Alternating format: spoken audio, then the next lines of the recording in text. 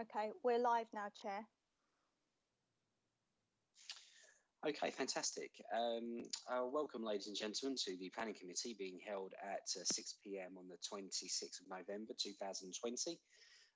Due to government guidance on social distancing and COVID-19, the Planning Committee this evening will be heard virtually online. Every one of the attendees will be virtual, and obviously arrangements have been made for the press and the public to watch the meeting via the Council's online webcast channel. Okay, so with that, we'll now open up the meeting. Just as a reminder, whilst this is being recorded virtually, a copy of this recording will be on the Council's website within around about 5 working days of this meeting. Okay, fantastic. All right, so looking at the agenda, we have quite a large one here this evening. Just a few points. First off, the item for Riverview, Chadwell Road, St Mary, found on pages 125 to 134, will not be discussed this evening. This was due to the removal of some of the signatures on the calling. It's not something that happens often, but it has happened in this circumstance. I had a quick word with the officers, and on the basis of that request, we removed that item, and we won't be discussing it here this evening. But outside that, that does leave us with 1, 2, 3, 4, 5, 6 more items to go through. So with that, we'll now open up item 1, which apologies for absence. Wendy, I don't believe there's any apologies for absence. Can you confirm? Thank you. Yes, Chair, there were no apologies for absence. Okay, fantastic. And with that, we'll now go on to the minutes of the meeting found on pages 5 to 18. Does anyone have any comments on the accuracy of the minutes? Yes, please, Chair. Please proceed, Councillor Ross. Thank you, Chair. Yes, on page 9, this was the final amount of special circumstances that we provided. I was sent an email last couple of days saying that there was one item there that hadn't been put in, where I'd explained that there was accessibility to residents within the site and outside of the site across an area which is currently inaccessible. We're talking about the green areas on that, Chair. That's on page 8, the Little Thurrock Marshes application. And the only other thing I'm sure I did raise it, and I can't see it down, was the fact that we haven't got a 5-year supply and a 20% buffer, and that year on year we're failing the government's targets for new housing, Chair. I think those should be included as well. Okay, thank you. All right then, what we'll do, we'll pick up with officers on that. And Councillor Lawrence, I see your hands up. I received an email as well, and on checking, I must admit some of the things I said wasn't included. For the circumstances, I did make a note of health and well-being and how it would benefit people as circumstances to be able to walk and cycle to work and to the shops nearby. And I noticed that wasn't put in either. Okay, thank you. Thank you for those comments there. All right, then what I'll do then, obviously we do have that recorded. I will speak to the officers, and yeah, we'll get those amended. Unless Lee, you wanted to add anything. Was there any other comments on the accuracy of the minutes? Yes, Chair. There was another item. Yes. On that particular item, the Tilbury Marshes one, the application, it also received an email saying that where are we? The applicant has written to the monitoring officer now on 2 occasions and has yet to receive a reply regarding, oh, here we are. Yes, the applicant had emails sent on the 2nd and the 9th of October, Chair, and also their client solicitor also wrote to Ian Hunt on the 16th of October. They still haven't had a reply, and that was obviously concerning when the application would be going along to the Secretary of State, Chair. I was wondering if we could get those obviously looked at. And the other thing that came to my notice was that Langdon Hills, can we be told if that 106 now has been completed? Okay, thank you. Lee, would you like to, can you add anything to that in terms of your understanding of where we are with Langdon Hills and, of course, Little Thurrock Marshes? Thank you. Also, just as a word of note, I'll keep my mic on for the early stages just so I don't have to keep coming in and out. Thank you. Lee, would you like to proceed? Thank you, Chair. Good evening, members. So certainly I can relay the comments back to the monitoring officer in relation to Langdon Hill, in relation to Little Thurrock Marshes. In relation to Langdon Hills, good progress has been made with Section 106, and the draft agreement has very recently been returned to the applicant's solicitors for progress, and we hope to have that completed as soon as possible.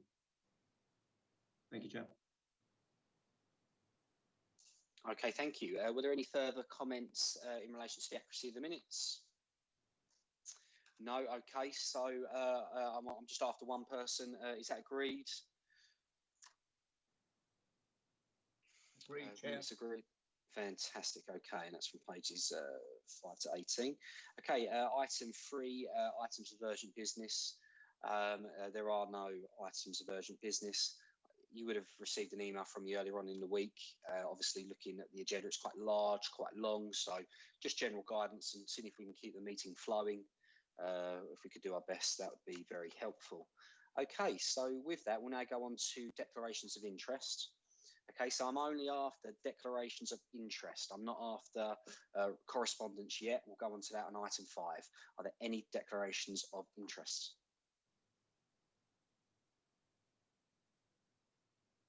Okay, that's good news. There are no declarations of interest.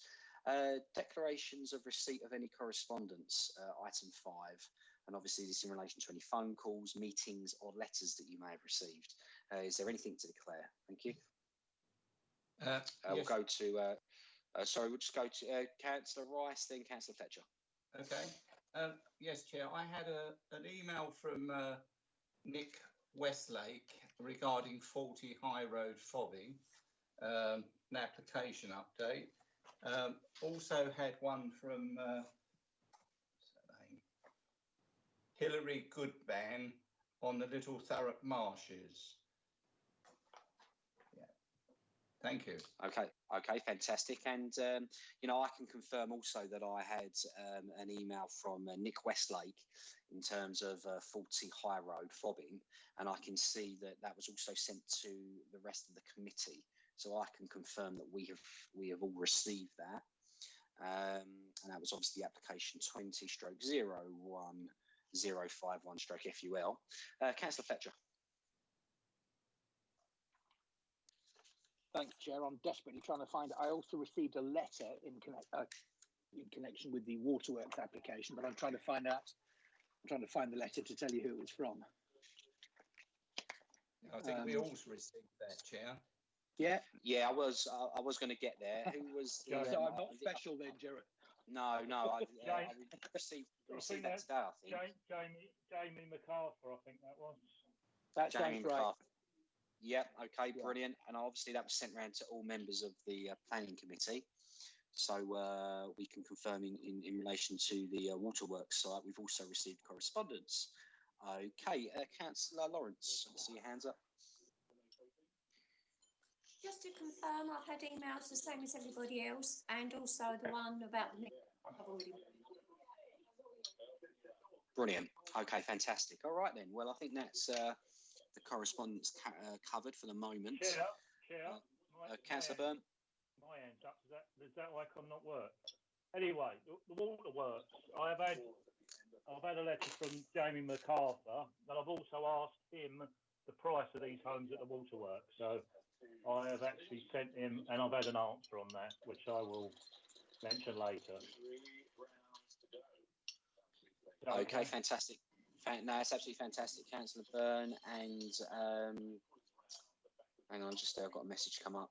Is that Councillor Churchman? Councillor Churchman, do you have anything to declare? Thank you. Yes, Chair. Basically the same as the others, and I got a letter of objection against the Hellbourne. I believe that was Mason's Lane.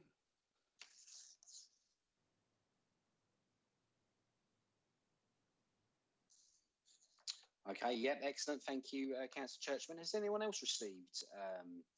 I might have got an email from a resident in relation to that one. Did everyone else receive that as well? I'm only after one or two hands. Councillor Fletcher?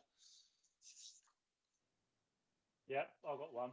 Yes, Chair, I received that. I responded to, I think it was Chris Corrigan. I responded to him just to explain that we're not supposed to have any preconceptions before we go into the meeting, but that we would obviously take into account the reasons why we rejected it last time. I think okay, that's reasonably fair. Yeah, no, that sounds good to me. Okay, then, right. So we made some good progress there. Excellent. All right, we'll move on to. Oh, hang on, is Steve Taylor got his hand up? Steve. Yeah, thanks, Chair. I don't know if I was just thinking back to what Councillor Rice said about he had an email from, I'm assuming, the agent or the developer around Little Thurrock Marshes. I just wondered if that went to everybody or. Yeah, I can confirm I received that email. Yeah, and I think that did go around to everyone. So yeah, hopefully we'll get a response off to them. Cheers, Steve. Excellent. Okay, then. Right. So far so good. The connection seem working well. So that's good news. Let's go on to item 6. That's planning appeals, found on pages 19 to 26. Does anyone have any questions for Lee or John? Gentlemen, did you have anything you wanted to say? Thank you.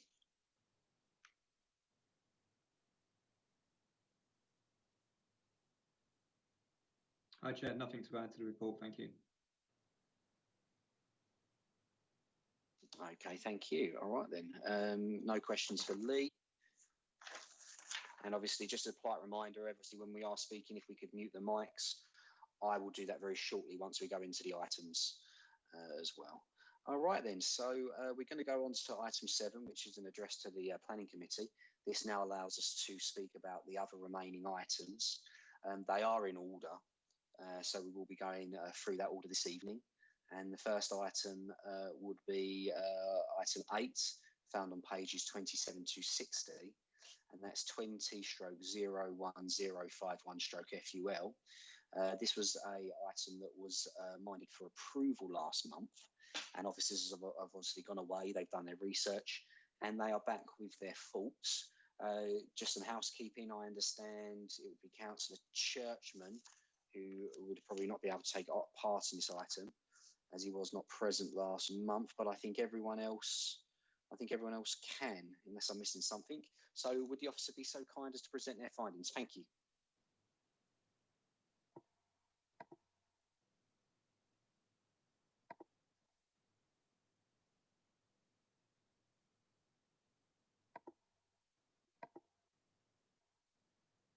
Okay, so thank you, Chair. Hope everyone can see the presentation, and just put your hand up if you're having any issues. So that all looks good. Okay. So yeah, as the Chair said, this application was deferred from the last committee. So the application is for a full planning permission for 5 single-storey detached dwelling houses for the over 55s with associated parking and amenity areas. I'll just whiz through the presentation. So the application site is broadly rectangular, long and thin. It's located along High Road in Fobbing. The site situated beyond the main built-up area of the village, near to Whitehall Lane and Inglefield Road. The site is within Greenbelt. Okay, so this is an aerial photo, and the site is in the middle, so here. So this is the local plan map, which shows the sites in Greenbelt, and it's outside the residential frontage, which is shown by the black dots. So the site is here. Okay, this is the proposed site layout. So 5 single-storey detached properties situated in a linear form along a cul-de-sac which runs perpendicular to High Road Fobbing.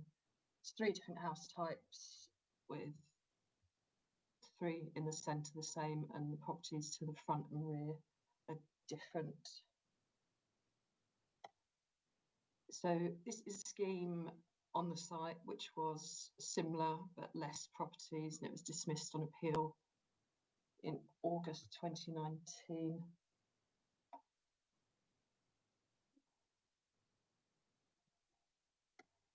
So this is one of the proposed dwellings.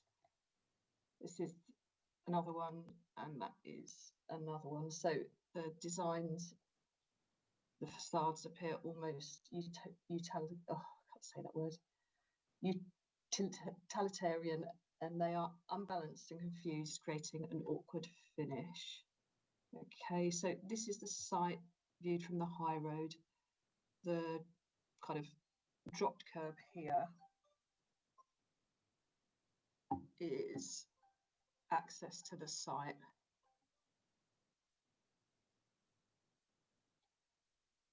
And this is the site viewed from further down High Road in Fobbing, facing south towards Fobbing Village. Okay, the site is within Greenbelt and would not fall within one of the exceptions to inappropriate development set out in the NPPF.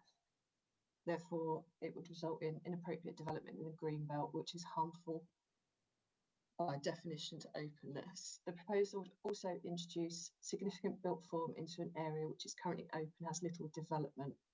Therefore, the proposal would encroach upon the openness of Greenbelt, resulting in actual harm to openness. The applicant has not advanced any circumstances which amount to very special circumstances that could overcome the strong presumption against this type of proposal.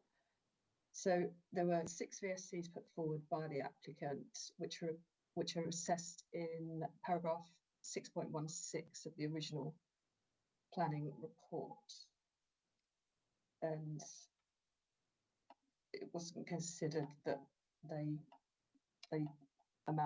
circumstances amounted to very special circumstances.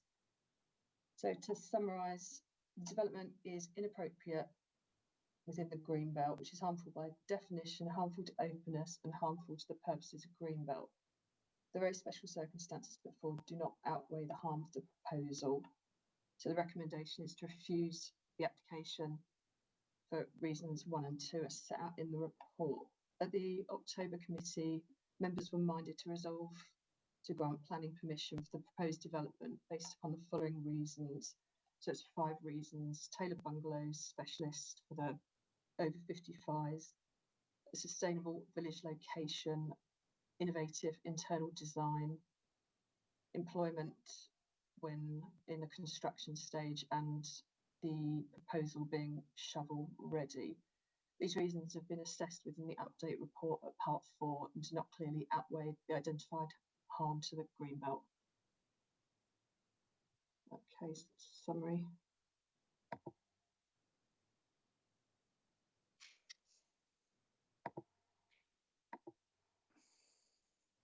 Okay.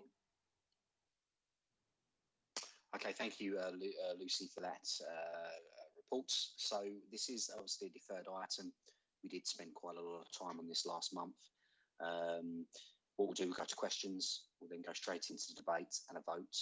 Councillor Rice, I can see your hands raised. Please ask a question. It's not a question, it's a matter of debate, Chair, so I'll hang fire. Okay, thank you. Yeah, I'm just after questions. Councillor Burr. Yes. Can someone tell me the difference in planning law between 5-bedroom detached bungalows in Fobbing being built on Greenbelt land and 5 identical detached buildings built in Fobbing on Greenbelt land with a age 55 label on. Does a label make any difference in planning law, please? Lucy, would you like to come in there? Thank you. We don't consider that it makes any difference whether they're for the over 55s or under 25s. No.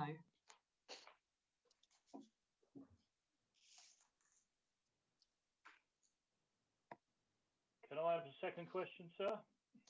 Yes, you can. Thank you, Gary. Councillor Byrne, sorry.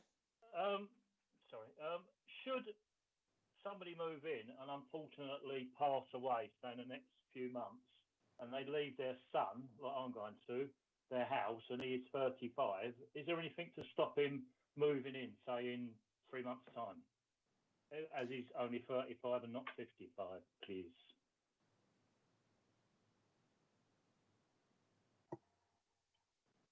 Shall I? Yep. Yeah, go ahead, Lucy. Thank you. So should members be minded to approve the application, then that is something we'll have to consider whether, so there be either a planning condition or possibly a section 106, but probably a condition, and that would stipulate over 55s. So, but how, if it came to something like that legally, I'm not sure that it would kind of stand up in the future. Great. So the over 55 so the over 55 label is meaningless, really, because any age can move in there once the first occupants move in. Is that correct? It would be, we would do what we could to keep it as an over 55s development, but knowing what's happened, what kind of happens legally with certain things, then I wouldn't like to say that we could cover that it would definitely stay over 55s kind of in perpetuity. No. So sorry, one last thing. Is that over 55 label not worth the paper it's written on? It's a bit of a difficult question for me to answer, because that is the proposal that's been put forward. We can't vote on that until we know, can we?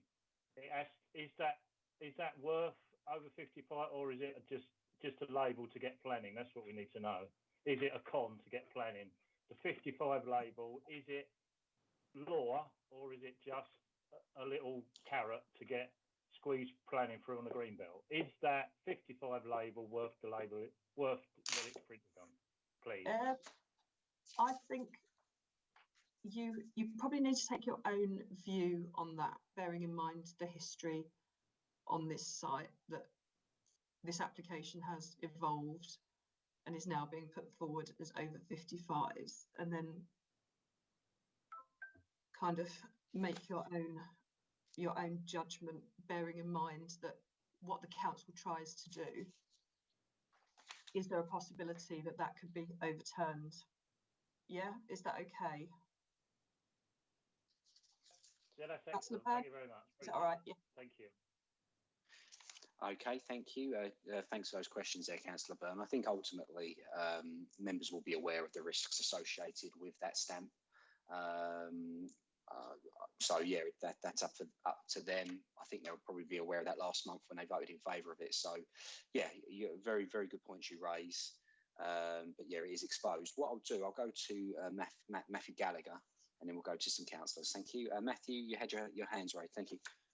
Yeah, thank you, Chair. I was just going to come back to that point which Councillor Byrne made about the age restriction, so over 55s, whether or not it was a point of law. Now, in my opinion, that stipulation, so that restriction that occupants could only be aged 55 and over, that could be most appropriately brought about through a planning condition, I don't think it would be normal practice to require a legal agreement for that.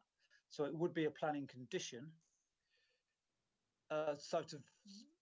It would be a condition of any planning permission the committee decided to grant.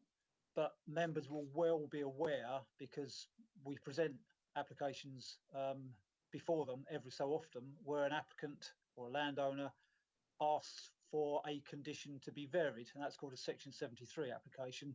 That's fairly regular. Let's say it's a fairly regular occurrence for an applicant, after having secured a planning permission, to look at the conditions and to take up that provision in the Planning Act to seek to amend a condition. Now, I'm not saying it will happen here, but what I'm saying is, as simply as I can, we can rely on a planning condition, but an applicant could apply to vary that condition at some stage down the track. Thank you, Chair. Thank you, Matthew, and Councillor Lawrence, and then Councillor Potter.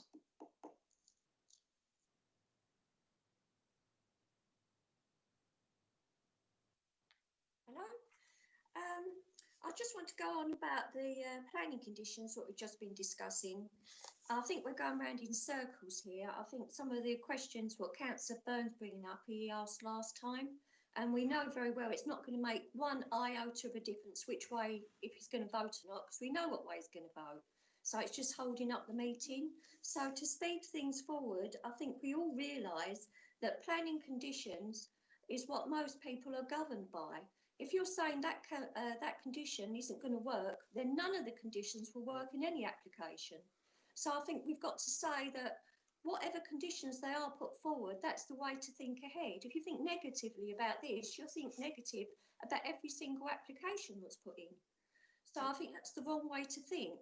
So I think we should just look at what's down here and what we think. And as for the over 55s, there is a need for them. That's why they're down. We all know that people are getting older and older. They're running out of homes, and these are specially ones what's been done for the over 55s to get older to help them, which Councillor Byrne does know, and it's already been noted in the paperwork that we've received that they're not the same as the ones on the estate. These are special bungalows, and that is the difference between these and normal bungalows. Chair, can I come in on that? Is that acceptable? Is that acceptable, what she said about me, being premeditated, etc., etc.? Is it worth me staying on the meeting? We know exactly how Angela's going to vote. We know exactly how Councillor Rice is going to vote. We know. I know this is like, we've done this. We know the meeting starts with what we're going to do about the golf course. So we know that's premeditated. We know that's a bit bent, don't we? So shall I just leave the meeting? If I can't speak, Angela, then there's no point me being here, is there? Point of order, please. Point of order. I'm not having him say that on here. You said about me. You said I'm premeditated. You vote with the officers all the time, and this is how you voted last time. I did not anything. I'll vote with the law. That was cast in the apologise. That I will. I think we should move forward, please, Chair. No, I just want to know if it's if you think I'm premeditated, then I've got to stop, haven't I? There's no point me going on, because you said you know I'm going to vote. We all know you're going to vote. It don't make any difference, does it? Anyway, sorry, Chair. Sorry, Chair. You're in charge. And I want an apology of what you just said to me as well, because I'm not having that in the minutes, what you said to me without an apology. I want an apology from you. Okay. Thank you, Councillor Lawrence, Councillor Byrne. Look, I think ultimately, you know, these things are difficult. I understand, first and foremost, Councillor Byrne and Councillor Lawrence. Look, both of you are very valid members of this planning committee. You know, it's easy, I think, to lose sight of what we're here to do this evening. I'll be honest with you, I'm personally not happy with this particular application. I don't think it should be going ahead, but as I said last week in the meeting, this is what we're here to do, is to converse and chat. So first off, Councillor Byrne, of course, you're a valid member of this planning committee. You know, we've got a lot of items to get through here this evening, and back to yourself as well, Councillor Lawrence. I think you raised some very valid points in the sense that it is important that we do get to the point, and that we don't hold up the meeting. So, look, respectfully, you're both very valid members. You've both got strong personalities, it must be said. And look, I think it's a bit of tit for tat, if I'm being perfectly honest. So, look, Okay, yes, you're both incredibly important. You're both incredibly important, and I need you both here this evening. So let's. I apologise, Councillor Lawrence. We are both of the same sort of nature, I guess, where we are fiery. So if I've upset or said anything wrong, I apologise. But I listen to the officers and I listen to the law. So that's what I do. That's not what many people in this committee actually do. Okay, thank you, Councillor Byrne. And yeah, again, doing this all remotely, it does make it incredibly difficult. You know, planning is not meant to be done virtually. It's better when we're in a room together so we can converse better. So let's put that to one side for the moment if we're all happy. I know that Councillor Potter wants to speak, Councillor Salmons, and then let's see if we can get moving. But thank you for your contributions. Councillor Salmons first, thank you. Yes, I was just going to say, do we actually need to go over that point? Because according to the minutes and from what I remember on the last meeting, we'd already covered this issue of what if somebody moved in, then they died, etc., etc. So I do feel that it's wasting a bit of time if we're going to keep going over the same old stuff. If you'd read the notes, you'd see what was said last month. So I just think it's a bit pointless going over that again. Thank you. Okay, thank you, Councillor Salmons. Very valid points. I think with respect to Councillor Byrne, I think one thing with planning is when we make decisions, these decisions are effectively for life. So it is important that we keep things flowing. I said that at the beginning of the meeting, but at the same time, if there's any uncertainty there, if anyone wants to reinforce a message, you know, it is important, and you know, it takes as long as it takes. But okay, I've heard what you said, and then Councillor Potter, thank you. Yeah, thank you, Chair. Just a quick one, really. McCarthy and Stone are a nationwide supplier of over 55 accommodation buildings, and they've got quite a big complex in Cramerville Street, Stifford Clays, for the over 55s. And they are ridiculously strict on that. No one under the age of 55 has ever lived there. So it's something that can be achieved. Thank you. Okay, thank you. Wendy, are there any other hands up? I don't think there is. I think we can head into debate shortly. No, I don't see any other hands up, Chair. Fantastic. Okay. All right then. So what I'll do, Councillor Rice, I will come to you very shortly. Before I get to you, Councillor Rice, I'll just reiterate what my thoughts and feelings on this one. Again, going against the officer recommendation on Greenbelt is not something that I agree with, albeit we have gone through this last month. I think there are risks associated with the idea of this being a over 55s condition, but again we have just had that debate. One thing you would have seen, members, was an email sent by Wendy earlier on, and if we do find ourselves in a situation where we are going against officer recommendations, I think what we're looking for, and it's just something that's been highlighted in the last few months, is we're looking for clear and concise reasons why we want to go ahead with this, and it's just going to have to be a little bit more better managed, I think, certainly remotely, but we will get there shortly, I think. So what I'm going to do, I'm going to allow members to express their feelings. There is a recommendation 7.0, which is a recommendation for refusal. So we will look to go to that vote. If members stick to their original decision, which they have been consistent on over the last few months, then we will that will obviously be lost, and we will go into an area where we are going against officer recommendations, where we just need to reinforce the significant harm to the green belt. An example would be shovel ready. We did have a meeting last month where the QC said terms such as shovel ready were not necessarily legally binding. So yeah, that's all I've got to say. Wendy, would you, a message just come up on my screen. Did you want to repeat that, please? Thank you.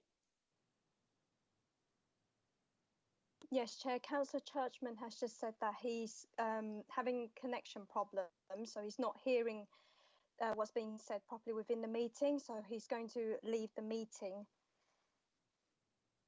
Would that be okay with you, Chair? when you say leave the meeting, is he going to leave and then come back, or is it with the intention of not participating in the rest of the evening? Thank you. I think it's with the intention of not participating the rest of the meeting. Councillor Churchman, are you still there to confirm, or have you gone already? Yeah. Okay. Yes, yeah. I'm cutting in and out, and I don't really want to hold it. I've had serious problems with this. I'm not hearing. I can't turn my camera on. As I stated before, I've got a new iPad with new Wi-Fi and everything on it. I don't want to hold up a busy agenda. I'm sitting here and I'm only hearing every other word. Okay, thank you, Councillor Churchman. Yeah, I mean, look, we had an issue about 3 or 4 months ago where Councillor Potter had difficulties on that evening. We gave Councillor Potter the choice to leave. It's something ultimately that, I'll be honest with you, I'm uncomfortable with. I don't like it. It shouldn't be the case. It is the case, unfortunately, certainly with these COVID restrictions we're in at the moment. I mean, look, if you're happy to leave voluntarily, I'm happy to allow you to do that.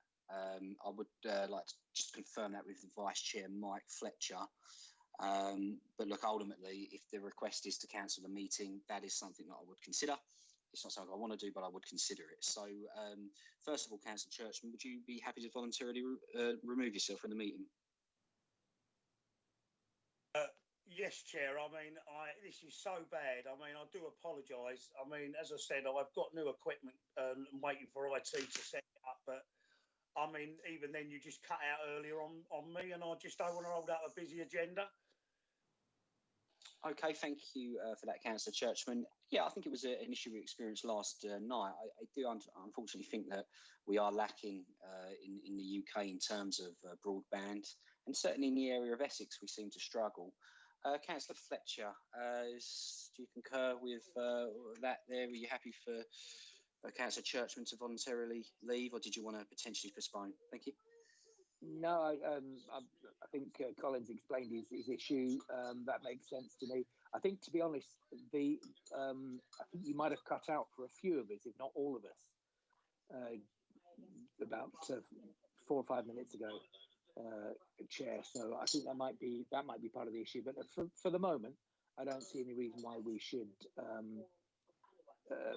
quit the meeting. But it's up, it's up to Councillor Churchman what he needs to do. Okay. Now, thank you, Mike. I did want to check that with yourself, and I think if we do have continued problems, then we would, I'm sure we would make the right decision and suspend. But for the time being, Colin, thank you for that. I do apologise. Hopefully, we'll be back to normal in no time. But yeah, for the meantime, if you're happy to leave the meeting, we will carry on. Yeah, as I said, Chair, I do apologise to other members of the committee, but I'm really not hearing nothing, and I've had to turn the camera off. Hopefully, with a new iPad or getting back to the chamber, as I said before, would be ideal.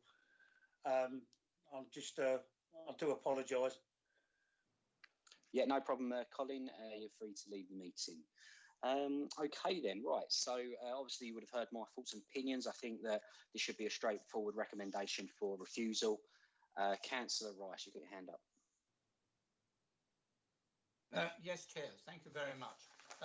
Chair, just to introduce something, we were asked last month to come forward with reasons for the departure. The Department of Communities and Local Government had projected the older households to over 65 will represent almost half of all households growth by up to 2026.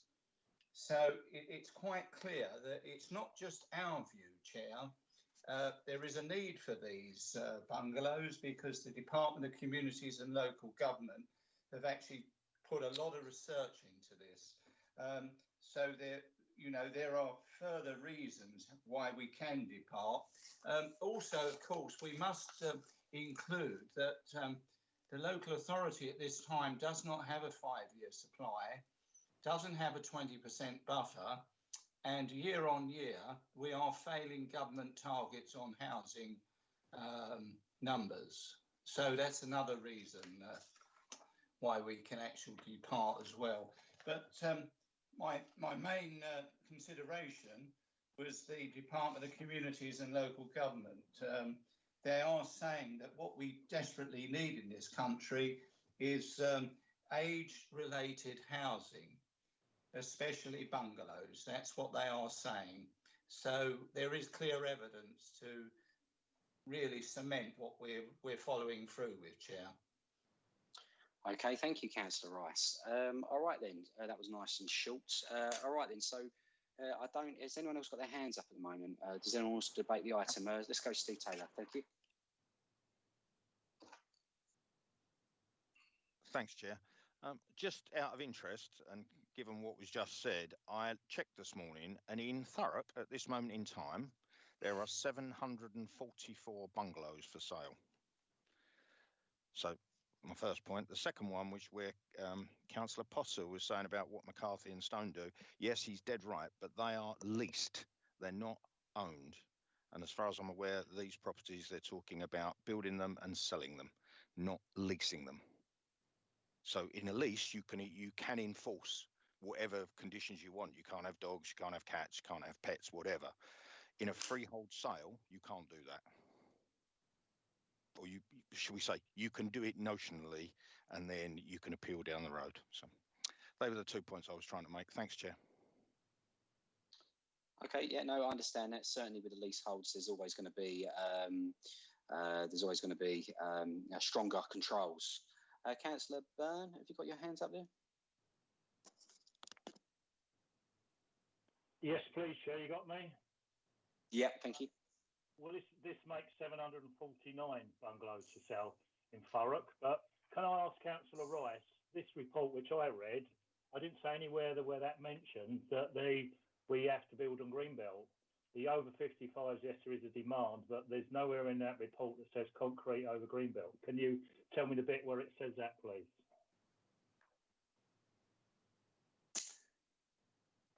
Okay, thank you, Councillor Ross.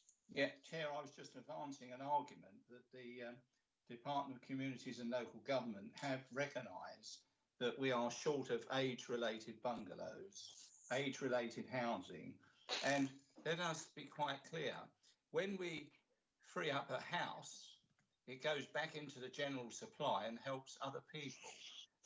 And these bungalows are meant for over 55s because they're all on one level, Chair. I just happen to think, I personally live in a bungalow, so I understand the reasoning for having bungalows. And of course, don't forget, looking at the screen, there'll be lots of us approaching. I've already got to the over 55 boundary. Okay, thank you, Councillor Rice. All right then, I can't see anyone else's hands up. So what we'll do, just to keep things formal, I've got a recommendation here, which is a recommendation for refusal. Obviously, you would have heard my reasons for that. Is that seconded? Yes, mate. Excellent. Okay, thank you, Councillor Byrne. All right then. So on pages 58, recommend refusal. That is for the following reasons. Obviously, the proposed dwellings by reason of their design, and of course that the development is in Greenbelt. What I'll do, I'll just go around to the members one by one. So that's myself and Councillor Byrne who are in favour of refusal. Councillor Fletcher.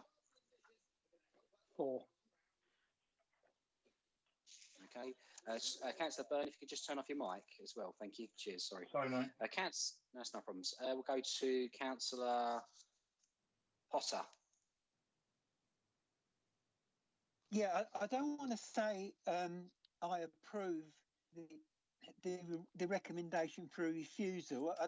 It's a sort of a double negative. So I'd like to approve a recommendation to build it.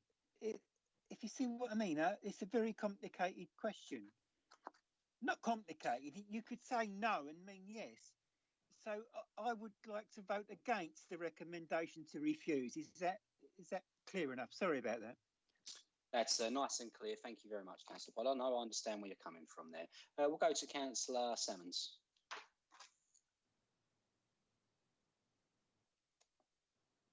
I'm against the refusal Okay, fantastic. Councillor Lawrence. Against. And I believe that leads us to Councillor Rice. Yeah, against. And Councillor Shinnick. Against. Thank you. Okay, all right then. So that's been lost. What I'll do now, I'll invite any member who wants to wish forward an alternative recommendation. Lee, did you want to add anything in terms of the of this? I know you wanted it to be a bit more cleaner than what it was over previous months. Lee, can you come forward? Cheers. Yeah, thank you, Chair. So just wanted to refer members to the Constitution.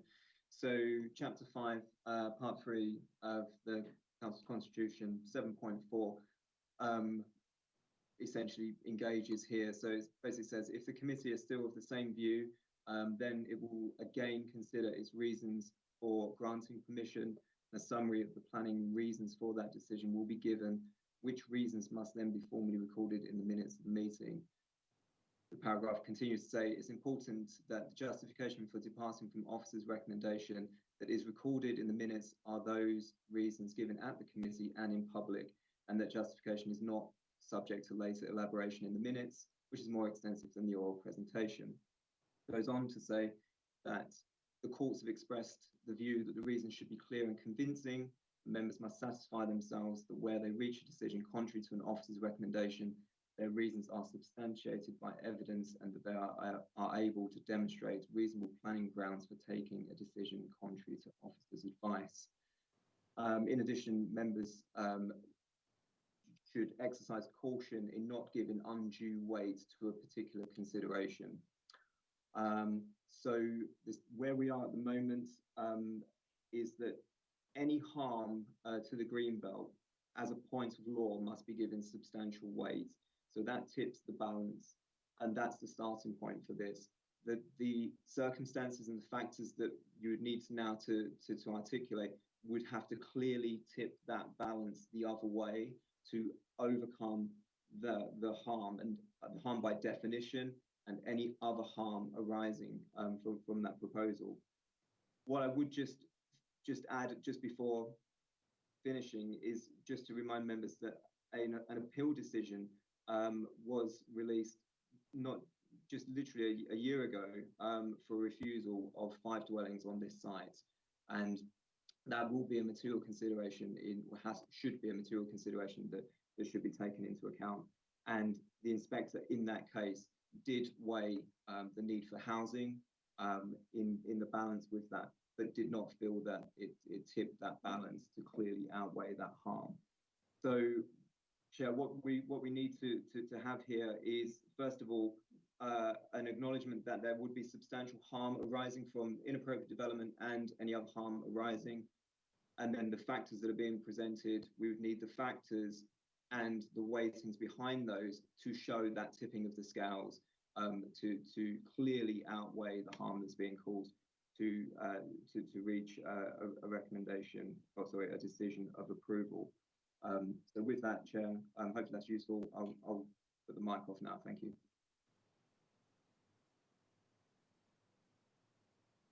Okay, thank you. All right then. So yeah, we heard you loud and clear there. All right then. So Councillor Rice, I can see your hands up. Obviously, if you wanted to recommend an alternative motion, please come forward. Obviously, what we're looking for is nice, clear, concise, short. I'll give you a couple of minutes. Thank you. Thank you very much, Chair. Yes, well, we've maintained what's on page 28, those 5 reasons. And also we would add that the local authority does not have a 5-year supply, nor a 20% buffer, and that year on year they're failing government targets to meet their housing targets in the borough. But also cite, Chair, that the Department of Communities and Local Government have recognised that older household holders over 65 will represent almost half, 48% of all household growth up to 2026. So what the department are saying is there is a need for age-related housing, especially bungalows. They're desperately required to respond to the rapidly expanding population of older people who need suitable accommodation on one level. And of course, when we have our older people in this type of accommodation on one level, there is less of a stress on our NHS because they won't be falling downstairs and they won't be tripping up, etc., etc. So we can quite clearly see the Department of Communities and Local Government are actually saying that there is a need for this, and I would cite that as one of the conditions, Chair.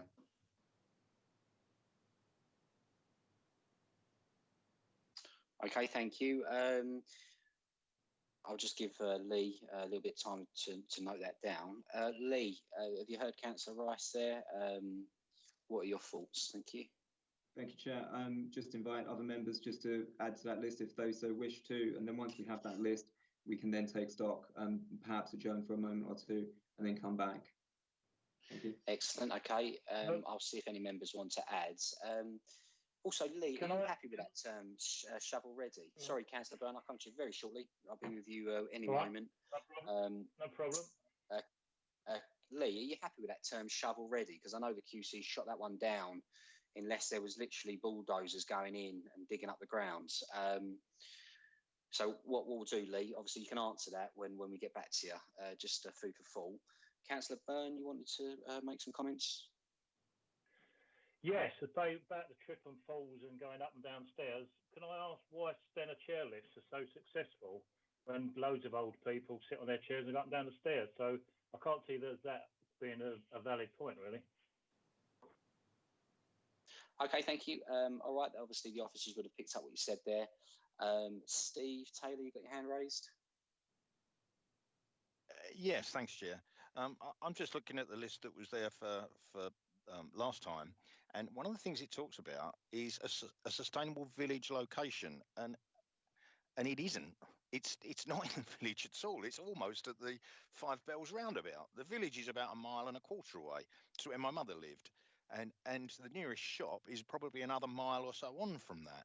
So it's not a village location at all. It's nothing like that. It's a strip development. It's the road from the village outwards, and you're pretty much, when you get to that point, you're not far from the Five Bells roundabout. So I don't see that you can say that that's a village location. That's my first point. My second one is that we keep hearing this expression shovel ready, and I think it's being badly misused. What the government talked about when they said shovel ready was large infrastructure projects. They were talking about things like HS2, they were talking about things like the Lower Thames Crossing, they were talking about large infrastructure projects, not 4 houses that it was last year and 5 that it is this year. Thanks, Chair. Okay, thank you, Steve, for your comments there. Just very briefly, if there's anything I can add there, I do agree with you. But we are obviously a democracy of councillors, and at the moment we're outnumbered on this one. But yeah, very valid points, and I do agree with you. Right, before I go back to yourself, Councillor Rice, I'm looking for a seconder, and I'm going to go for anyone who wants to add before I go back to you, Councillor Rice. Thank you. So is anyone seconding Councillor Rice?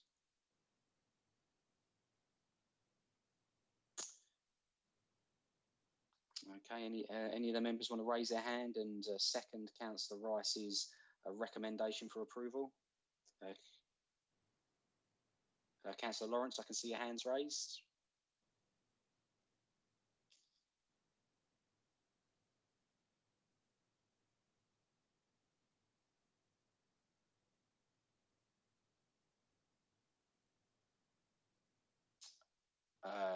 Councillor Potter, thank you.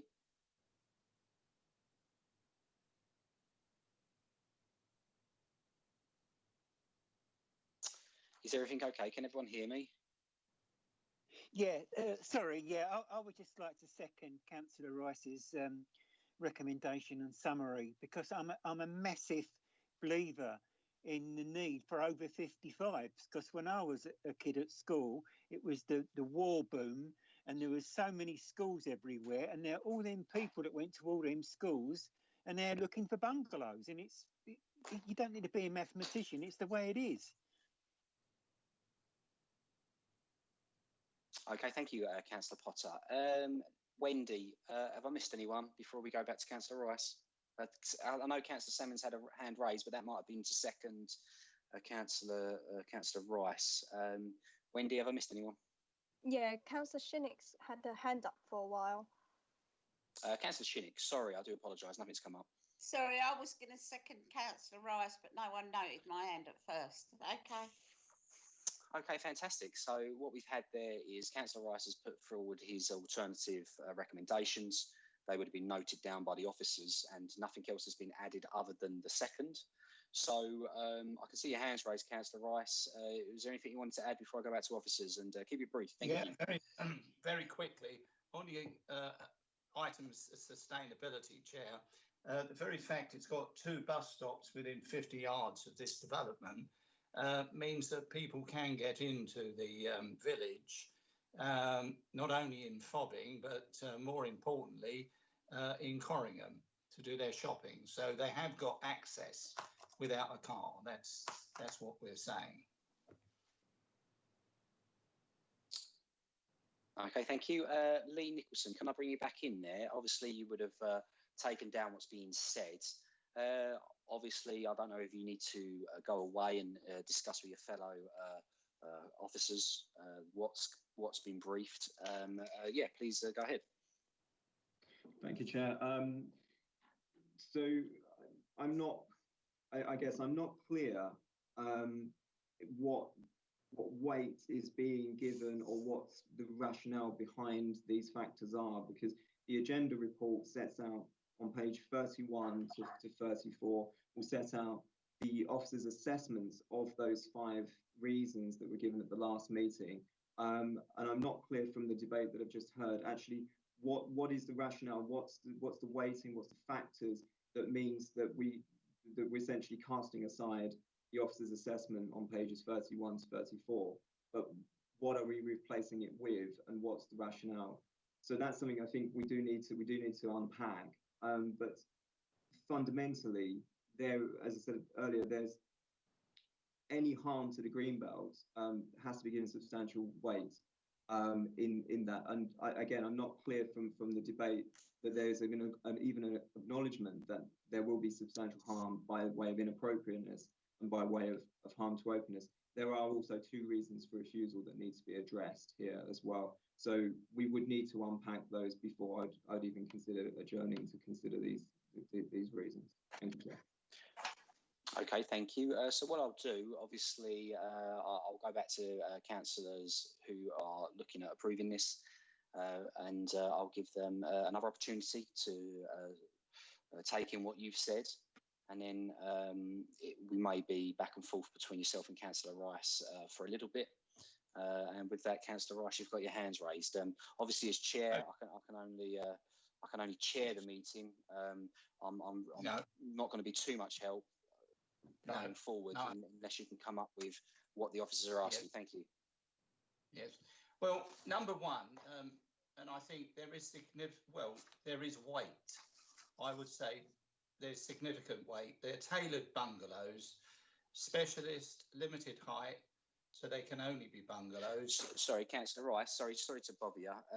Yeah, sorry, I don't mean to come across rude, but I'm really hesitant because I'll be honest with you. I had a lot of criticism thrown my way about the amount of times, not just yourself, myself, last week especially, about how much we're repeating ourselves. So I've got what you're saying there, but we need to keep it. Yeah, can we keep it relevant? Thank you. We've heard what you've just said there, but cool. Carry ahead. Well, also, Chair, I think it's fundamental that we do take into recognition what the department tell us about the lack of aged housing, because that's what they call it, aged housing. That's what bungalows are. So there is a clear lack of it within the Thurrock area. And of course, Chair, we must go back, and it's a fundamental reason, and we do recognise there is harm to the Greenbelt, but this authority does not have a 5-year supply. It doesn't have a 20% buffer. And we can't run away from it, Chair. Year by year, the council fails on its housing targets set by the government. You know, these are substantial reasons for the departure, along with the other reasons we have put down as well. So I would hope that that would bridge the gap, Lee, and we can proceed to a vote. And Councillor Rice, obviously, Lee was also after the 2 reasons for refusal. So you're saying that you've added significant weight to those 2 reasons for refusal. Sorry, Chair, I'm just muted. Yes, we obviously do recognise there's harm. But of course, you know, what we also have to recognise, Chair, is that, you know, this is a village location.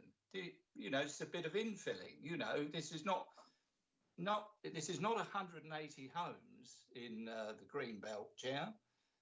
This is 4, 5 homes. You know, we must get this into context, you know. Okay, thank you. Lee, would you like to come back? Have you heard anything there that reinforces that message? Thank you. Thank you, Chair. Although Councillor Byrne had his hand up just before you passed over to me, so I wonder whether Councillor Byrne wanted to come in. Okay, I can see 2 hands raised. Thank you now. I can see both Steve and Councillor Byrne. Councillor Rice, your hand is still raised, so if you could lower that. We'll go to Councillor Byrne first. Thank you. Can I ask, of all these councillors that are voting in favour, did they have protecting the Greenbelt on their leaflets when they sought election? Can anybody tell me that they didn't have that, please?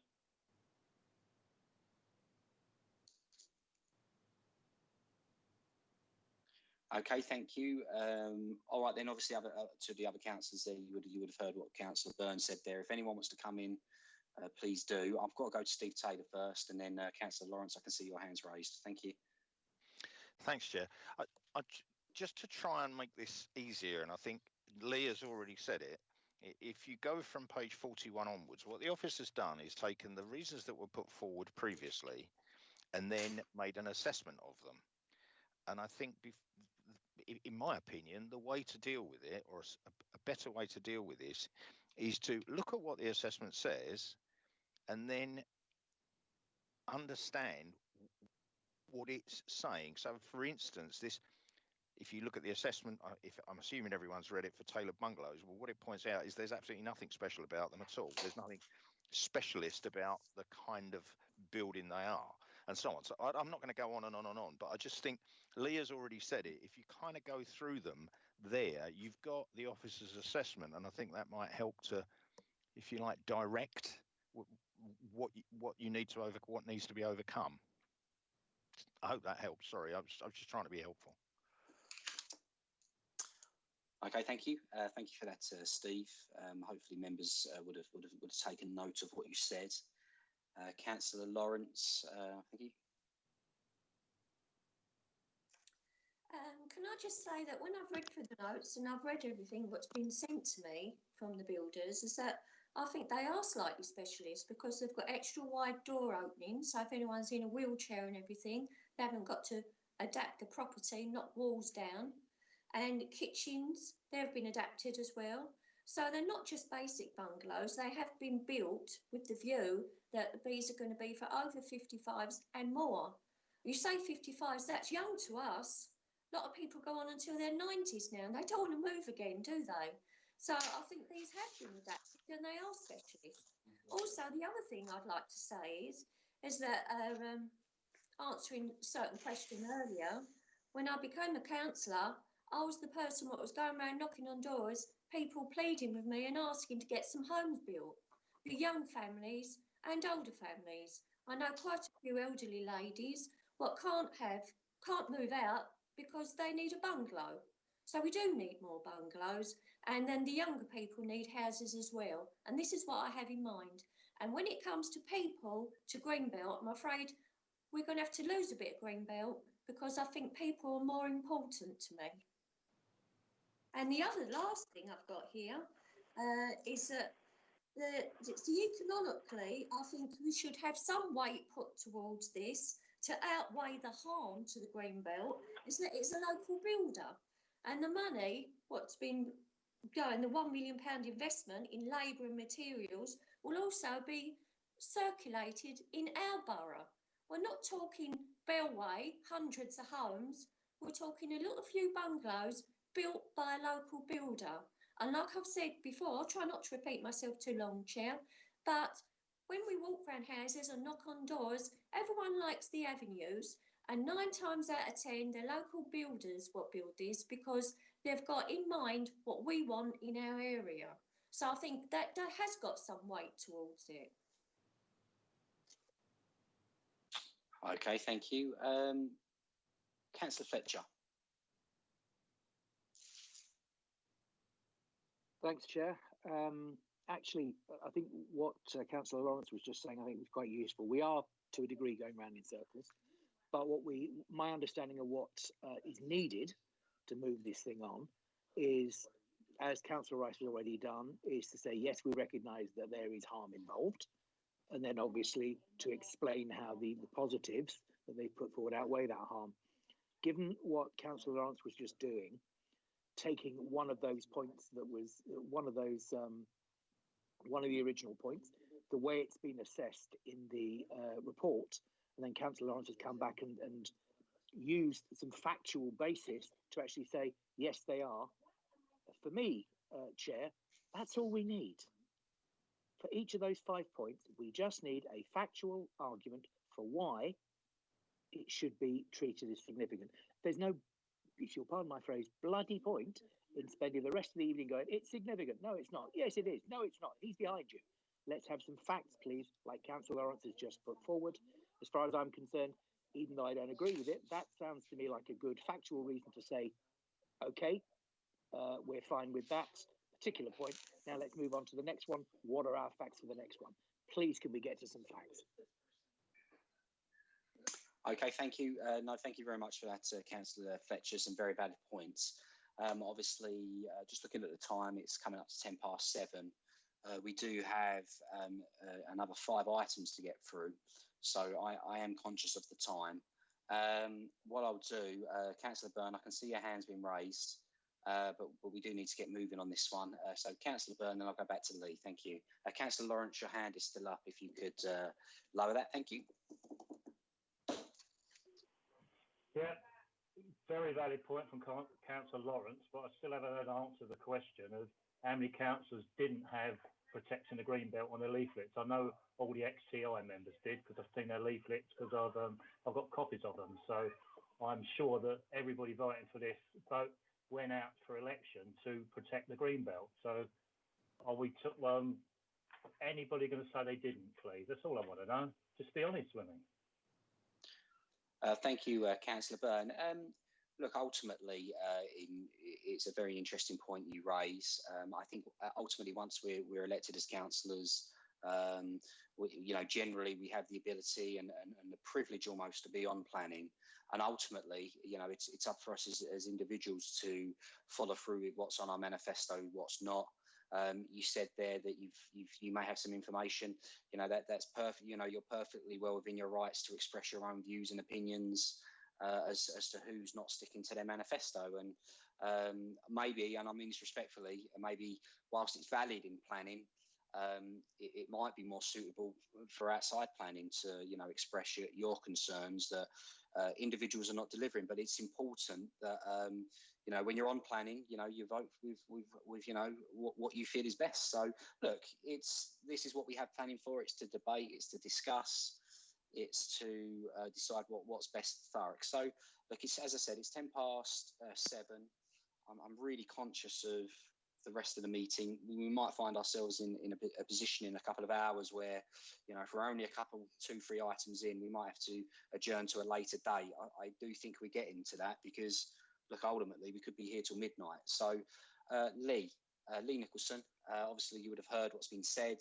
You would have taken in Councillor Fletcher's comments. Where are we at this stage? Thank you. Thank you, Chair. I'll keep it brief. So I've just heard that members recognising harm to the green belt, which is a key point to recognise and to acknowledge. Then I have 5 reasons So bungalows for over 55-year-olds, which has been attributed significant weight. I have employment, local employment, which has been attributed some weight. Housing supply, lack of buffer, etc. Also given significant weight.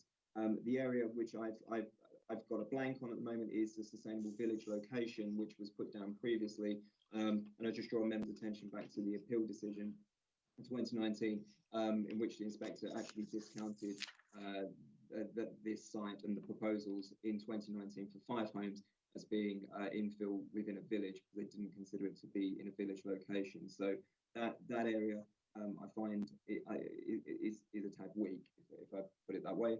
But what we just need to have is those clear reasons and the weightings that have been applied to it, and that will help us move forward. Okay, Councillor Rice, if you can very briefly come in and thank you. Yeah. Okay, Chair. Yes, briefly. Lee, we must take on board that the Department of Communities and Local Government, their projections of the older age population we've got, not only within this borough, but all over the country. Sure, I've got that. I have got that. I've got that point down. I've got that. It's village location. They recognise that we are short of age-related housing, especially bungalows. That's what they say in their study. So we must take that on board so that, you know, that backs everything up, Lee. Through you, Chair, I have got that already. The area that is still left unanswered or unchecked is the concept of being a sustainable village location. So the officers have obviously looked into that. There's an appeal decision from 2019 which says it's not a sustainable village location. So officers' view and the planning inspector's view is that it isn't a sustainable village location. All I need to hear from members is what weight is being attributed to that particular factor. Thank you. Okay, Councillor Rice, so what we're after is weights. Okay, what I'll do, I'm going to go on mute and I'm going to allow yourself and Lee to see if you can make any progress, and then I'll go to Councillor Fletcher. Thank you.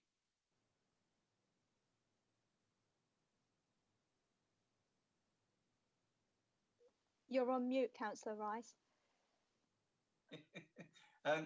Lee, when you say weight, what in particular do you need?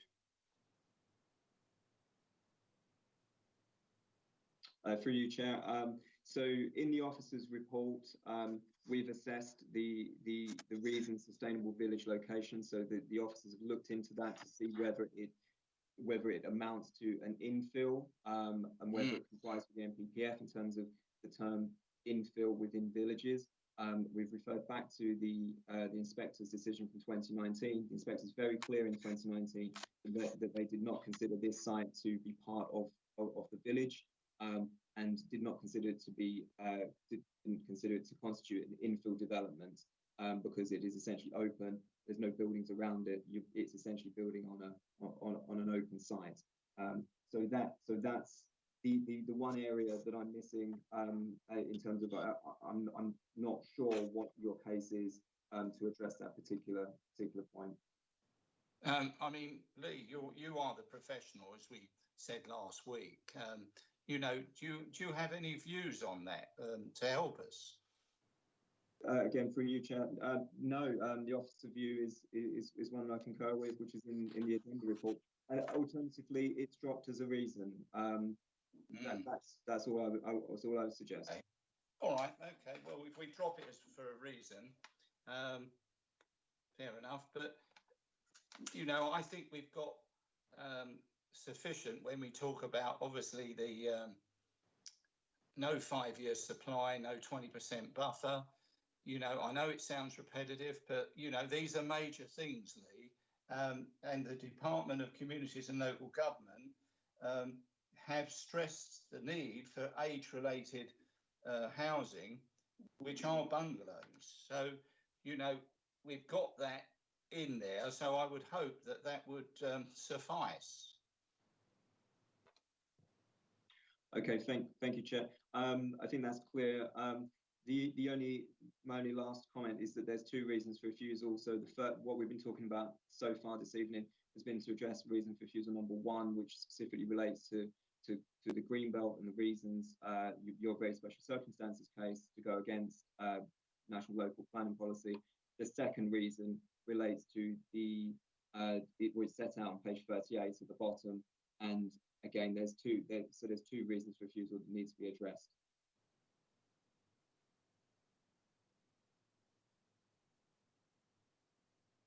Lee, I would still maintain that because the department have come up with this evidence, that this would be good enough to overcome section 2 of the refusal, because they're saying there is a need for age-related housing. That's the Department of Communities and Local Government. So they're saying that we need these homes. Here we have an application. We don't have a 5-year housing supply. Back in 2015, the council did recognise in its core strategy we needed bungalows, yet we've never addressed it.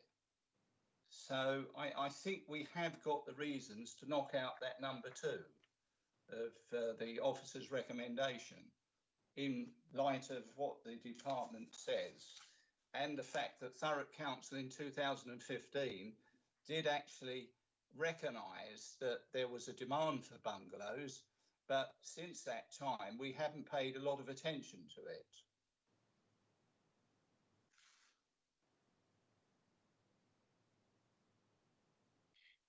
Chair, Councillor Fletcher has asked to speak.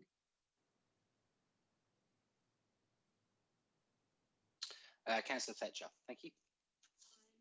Thank you, Chair. I'm guessing that reason number 2 for refusal has to be addressed on its own terms.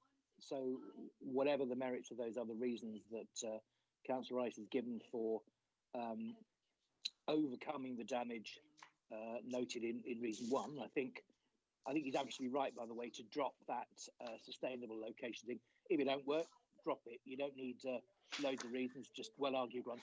But that second point is around density and around the appearance being out of character for the area.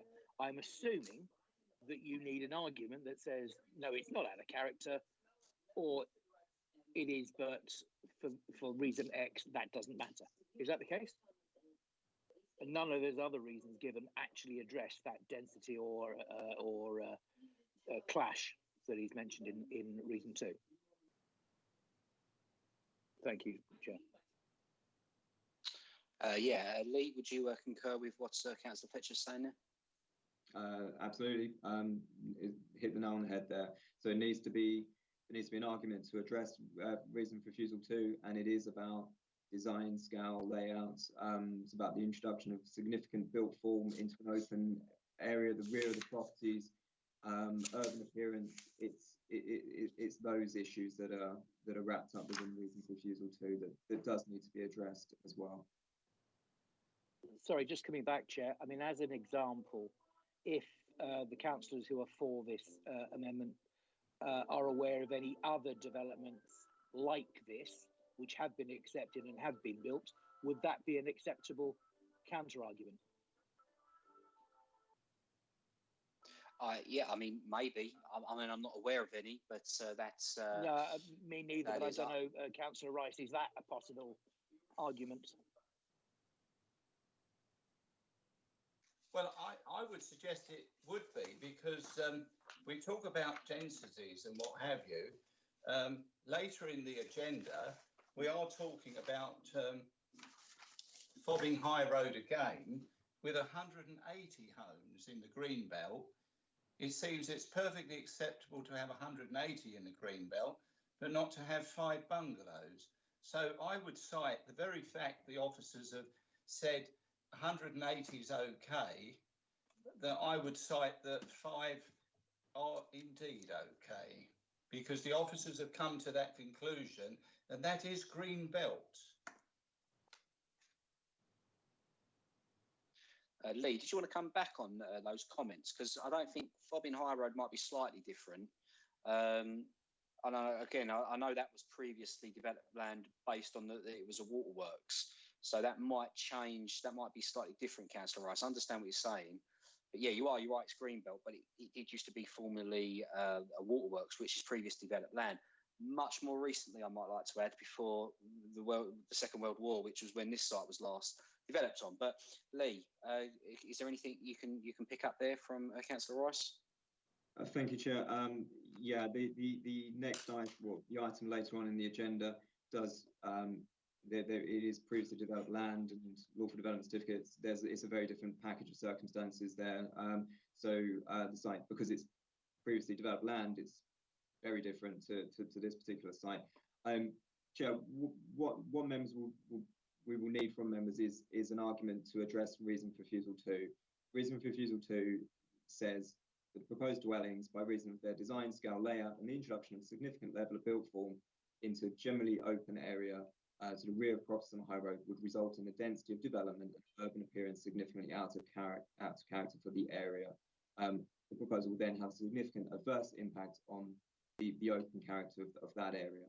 So that's the crux of that reason. And again, we would need to have an argument formed with a rationale behind that to address that, to be recorded in the minutes for the reason to approve the application. Okay, thank you, Lee. Councillor Rice, I'm just going to put you on hold for a second because I think Councillor Lawrence has her hand up, and Steve Taylor. Councillor Lawrence, would you like to go ahead? I don't quite understand why you're saying now they're out of character, because nearly every single house along that road is different. There's bungalows in their houses. Every single house is different. There's also really ultra modern houses what's been built down there in the past few years. You could say they was out of character. So I can't see how you can say they're out of character. And also the application, which might be mentioned later on this evening, you could say they're totally out of character. And also the sustainability, I can't see how they're not sustainable to be living there. They're the ideal location for retired people that don't want to live in an old town on top of the thing. And they can walk to the local area, so I think they are sustainable as well. And there's bus stops there. I know a lot of elderly people would love to live in a place like that. So, and they wouldn't buy them if they didn't want them, would they? They're going to be really sought after. Okay, thank you, Councillor Lawrence. Obviously, Lee would have noted down what you said there. I'm not sure if that adds any substance to the argument. It may do. Steve Taylor. Thanks, Chair. All I was going to say is I think it demonstrates exactly what Lee said, or it illuminates the point that Lee made.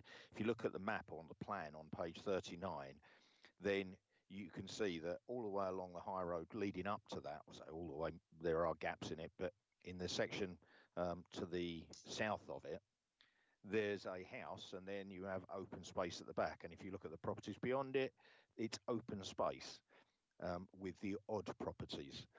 So what I think Lee's trying to point out is, if you imagine that now that red rectangle-ish shape in the middle is now going to be built out end to end.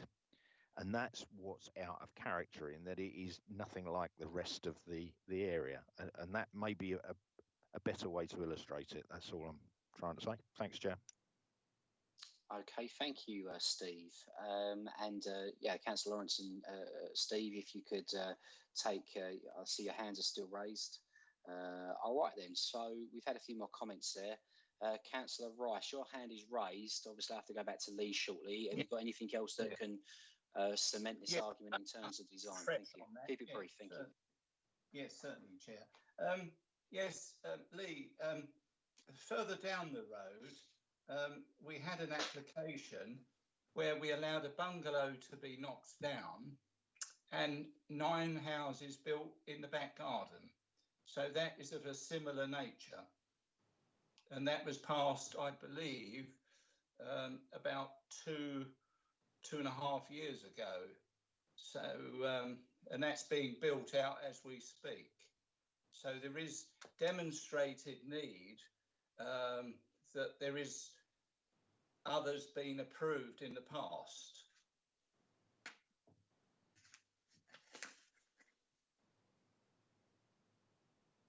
Okay, and just before I go back to yourself, Lee, Councillor Lawrence, your hand is still raised. Thank you. Did you want to come in?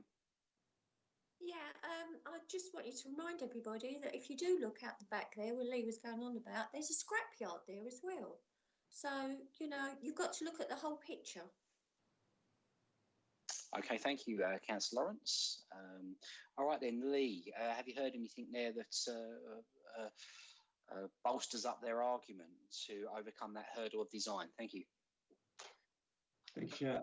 So what I picked up and what I'm hearing from members is that there's an argument forming that this part of High Road does have varied designs along this stretch. That members find that the modern design to be acceptable, and that other schemes, infill schemes, if that's the term that's being used, but going back beyond from the High Road, have been approved in the past. So if that's all I have. Chair, again, I don't want to protract this any longer than it needs to. So with that, what I would like to do is just invite legal in on this, just for their view. And then if we needed to adjourn, we would adjourn at that point. But I'd just like to give legal the opportunity first, please. Okay, thank you very much for that, Lee. And legal, is that Caroline? Would you like to come in and express your points of view? Yeah, well, clearly we need to talk about weight again, because you know, this is a harm to the green belt. So we need, this is harm number 2. We haven't just got the basic harm to green belt.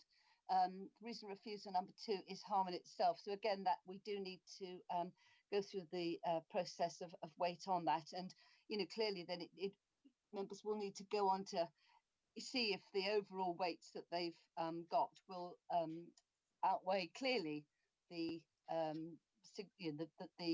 harm to the, you know, that's yeah, the harm.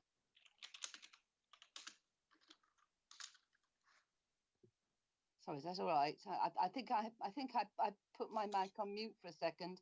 I couldn't. Only a second. We got that. Yeah. So yeah, please continue.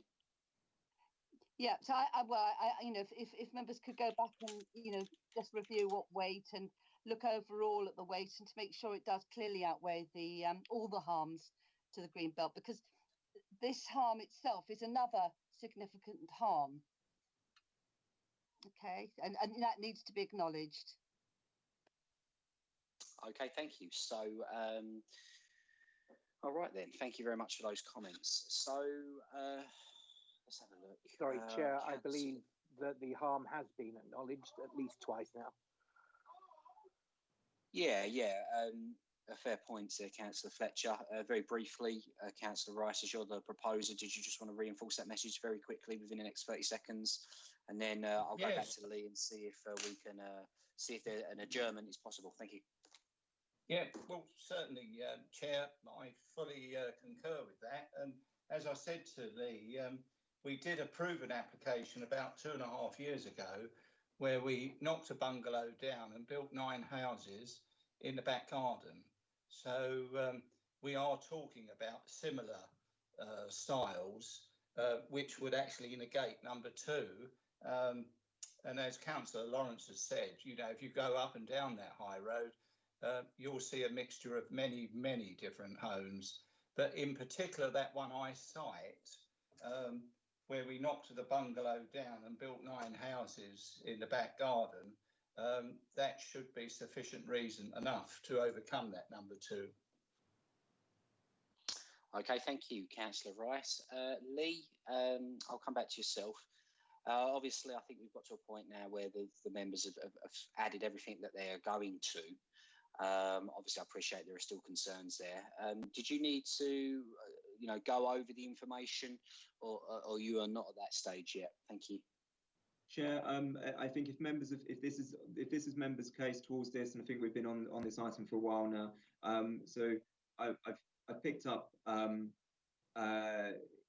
the weighting that's being given, and in terms of the first reason for refusal, the second reason for refusal, you've made the case clear enough. my view is that it doesn't address that. My view, it doesn't address that balance and exercise that I spoke about at the beginning. But again, that's my professional view. Constitutionally, we members can obviously move forward tonight. So what I would suggest, Chair, is that any decision that's made this evening is just usual procedure now, subject to referral to the monitoring officer, and then subject to conditions, which should be delegated, Chair, to yourself for clearance, standard conditions, most importantly, the over 55 condition, and then we can move forward. So yeah, I'm happy for us to proceed. Thank you. Okay, thank you. So is that the green light to proceed to a vote, Lee? Obviously, members will be aware of the risks. Okay, then. Thank you very much, Lee. So, okay, members, you would have heard obviously everything that's been said. What we'll do now, Councillor Rice has put forward an alternative, which is to approve 40 High Road fobbing, and that's item 8 on the agenda, which is 20/01051/FUL. As is the case now, virtually, I'll go through everybody one by one, and I'll find out what your vote is on this. And just before we get to that, Councillor Rice, as this is your proposal for approval, are you happy? Are you happy with everything? Are you sure you want to go ahead? Yes, I'm fine, Chair. Okay then, so Councillor Rice and Councillor Lawrence, obviously, I'll tell you what, I will go to you, Councillor Lawrence. Are you happy to vote in favour? Yes, I am. Fantastic. Councillor Shinnick? Yes, I'm happy. All right. Brilliant, thank you. Councillors Potter? Yes, I'm happy, thank you. Councillor Salmons? Yes, I'm happy. Excellent. Councillor Rice, I'll grab your vote as well, thank you. Yes. Brilliant. Councillor Fletcher? Against. Okay, Councillor Tom Kelly, the chairman, I'll be voting against. And that leaves, last but not least, Councillor Byrne. I vote with what I said on my leaflet, so I'm totally against. Okay, thank you. Right, so that's everyone's vote summed up. I have 5 votes in favour of Councillor Rice's recommendation for approval, and that's 3 against. So we can say now, subject to the information that's been given, and obviously subject to a monitoring officer's report, fobbing the high road has been approved. Lee and Wendy, are you happy with that before we go on? Happy with the process, shall I say? Yes, Chair. Excellent. Wendy, are you happy? So, yes, Chair.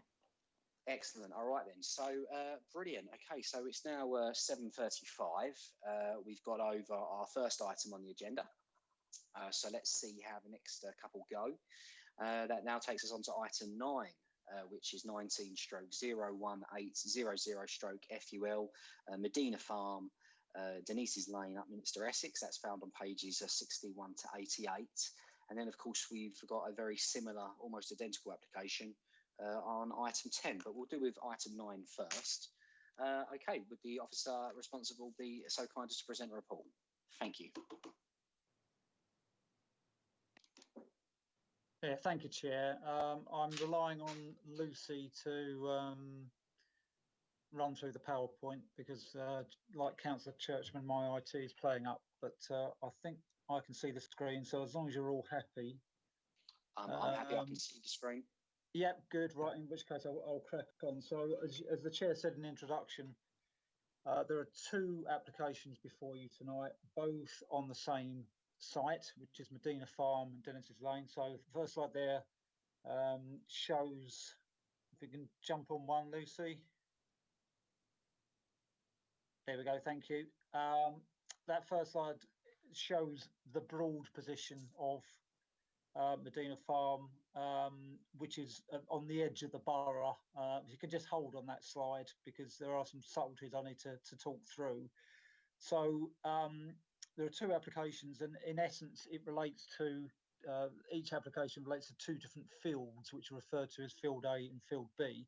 But in the centre of the screen there, you can make out a sort of a clear white area, which is the two fields. You will note that there's an orange coloured boundary, which is the borough boundary between Thurrock, which is on the southern side, London Borough of Havering on the northern side.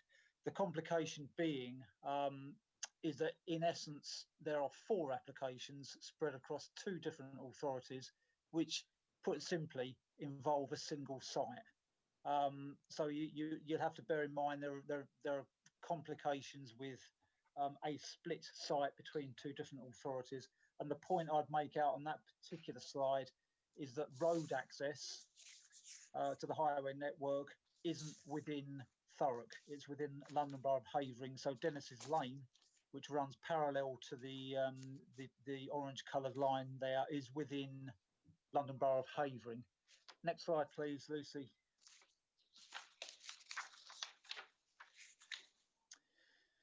So what I'm going to do, even though it's 2 different applications, I don't want to talk you to death. The presentation I'll treat as a single presentation, because I think that will probably be easier. So what you've got highlighted in red there is what's called Field A, which is application reference 1800.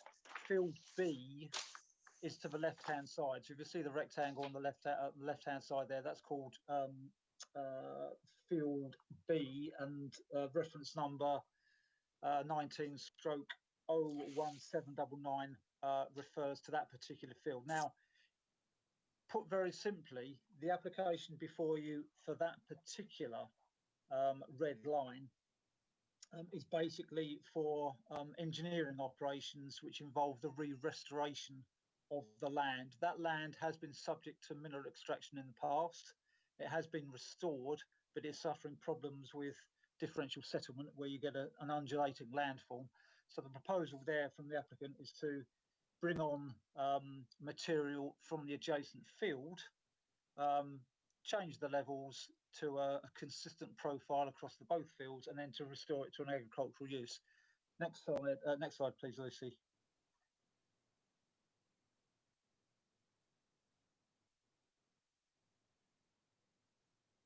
Thank you very much. That's just a Google Maps image. So the field we're talking about, Field A, which is on the right-hand side. Field B, where you can make out a hedgerow which runs north-south. That's the boundary between the two. You can make out Dennis's Lane along the top there. Again, make the point, that's a Havering road. That's not a Thurrock road. Next slide, please, Lucy.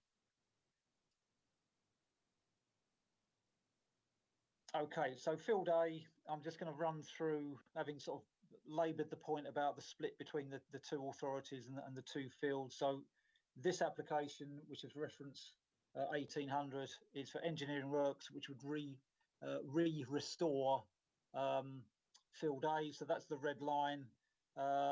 Field B, if we go to the next slide.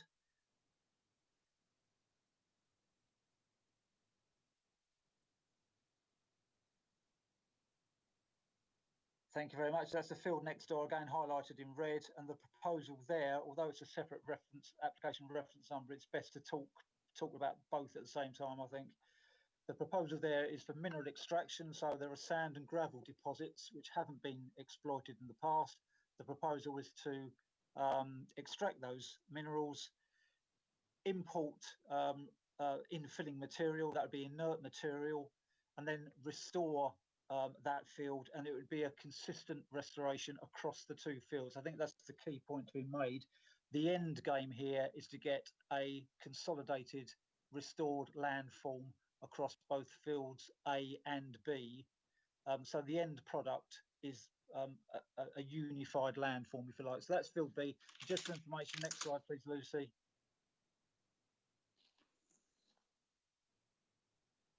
Our colleagues in Havering also have an application for engineering work. So the red line, the small sliver along the top there, that's the application which Havering are dealing with at the moment for engineering works.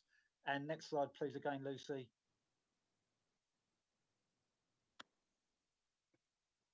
Just to make the point again, top left there, Havering are also dealing with the mineral extraction application and restoration on their part of field B. If you were to go onto the field, you obviously just see an open field. You don't see, any boundary markation or anything, but that's just to make the point about the subtlety with the split between the two boundaries, the two authorities. Next slide, please, Lucy.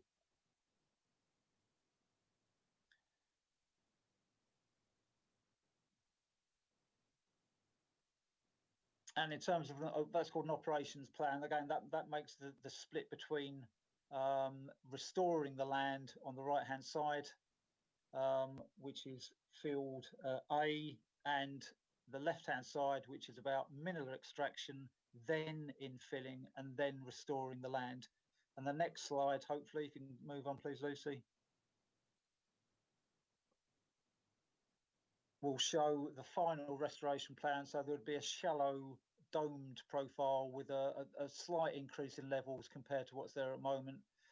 The hedgerow, which is currently in between the two fields, would be restored, and you'd get a single solid consolidated landform across both fields and also across both authorities, if you like. The point to make out about access would have been to the top left hand corner of that site. Again, HGVs associated with the operations would be using London Borough of Havering roads and routing to the west, so that's to the left-hand side into Havering rather than on Thurrock roads. I think next we've got a series of photographs which I'll just run through. Next, please, Lucy.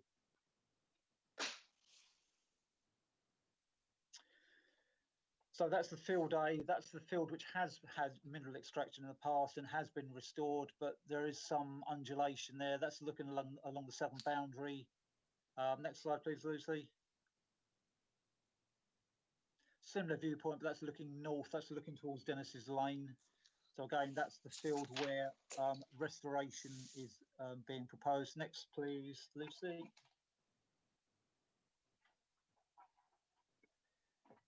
And that's also the restoration field, but from the other corner. So it's looking back up in the north easterly direction. So Dennis's Lane again is the tree line on the left-hand side of that picture. Next, please, Lucy.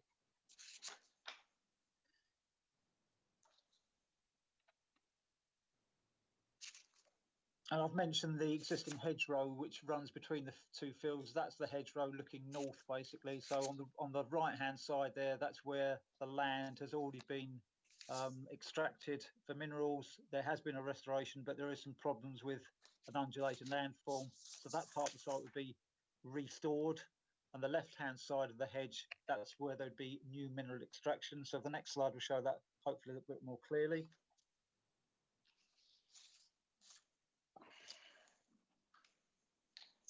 So again, this is the field where mineral extraction is being proposed. So that's the western boundary. So the access is along that boundary towards the sort of distance in that picture. You can make out it's used for grazing at the moment. So it's horses on the site at the moment, and it's open greenbelt land. Next, please.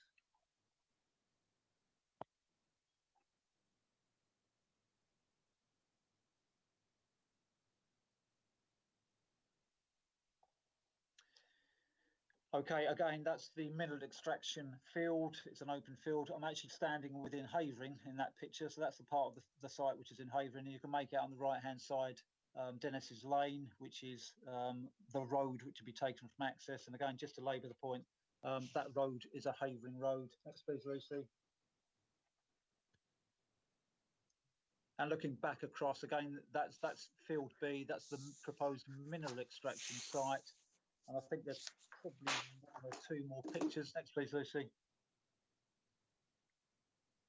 And we're back to field A. So again, that's the site which has already been worked, but you can make out some undulations in the landform there. So the idea would be to reprofile that part of the site using material from the adjacent field B. And one more slide, please, Lucy, which I think is one more picture. Again, you can't make it out particularly clearly there, but there is some undulation. You can make out some difference in the sort of vegetation. You've got some darker areas, some lighter areas, that's where there's been different settlement across the site because of the underlying infill material. It's called differential settlement. So you get a slightly undulating landform that can cause problems with things like surface water drainage, etc. So the proposal on that part of the site is to redo the restoration to introduce a proper drainage system and all the rest of it.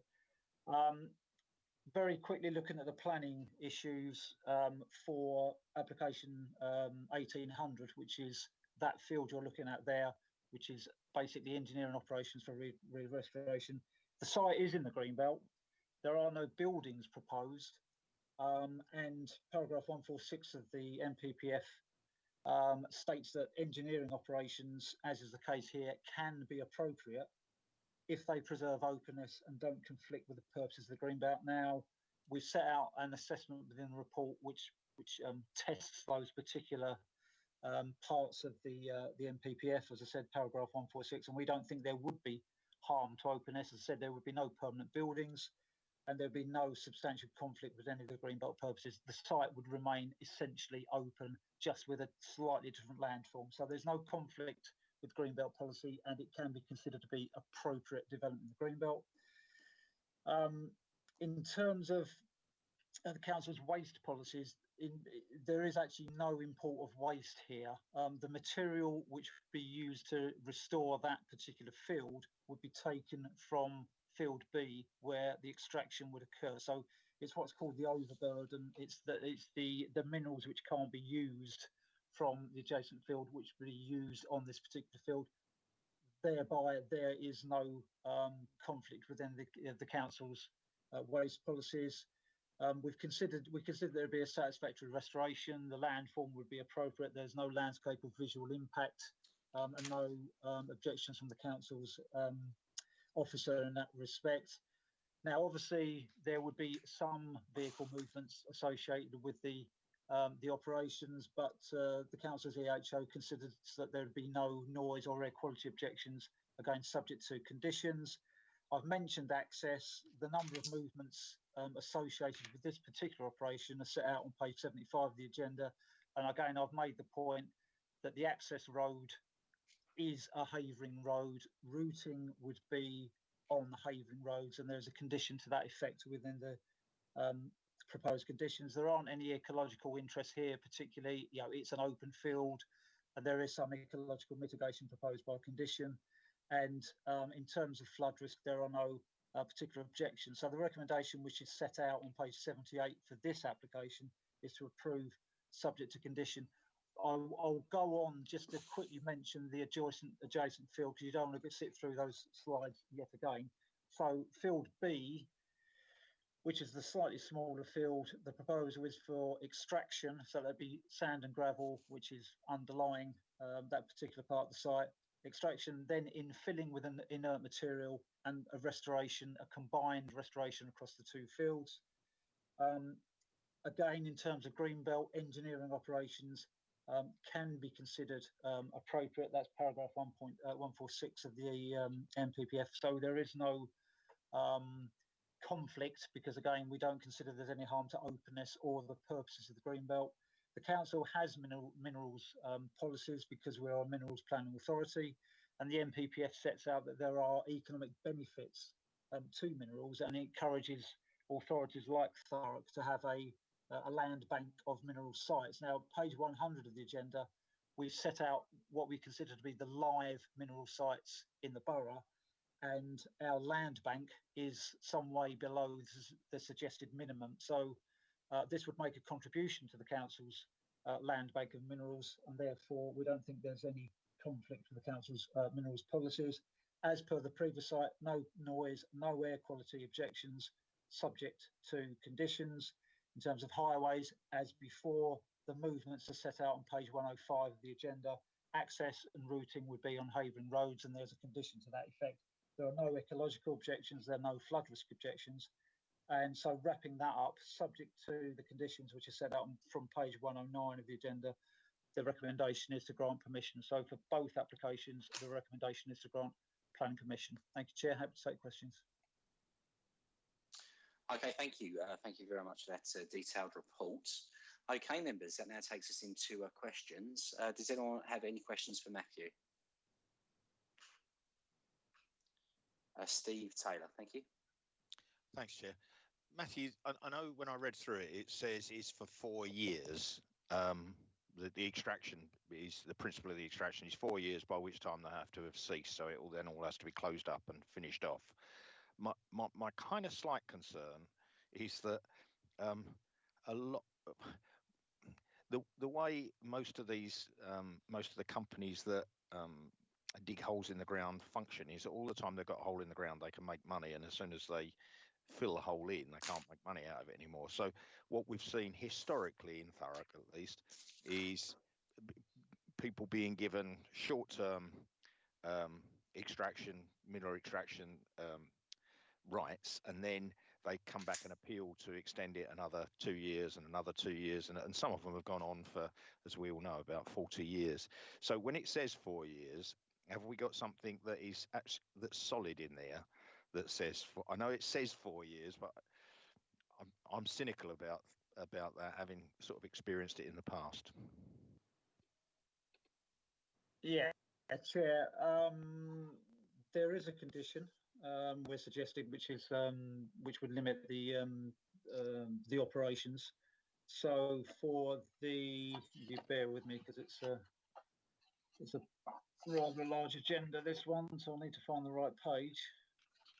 So for application 1799, which is the extraction, on page 110, condition 3, mentions the time period of 4 years. That is what the applicant considers would be the backstop date, because there's a up to a 2-year extraction period, and then the restoration across both sites. So from commencement of operations, it would be a maximum of 4 years.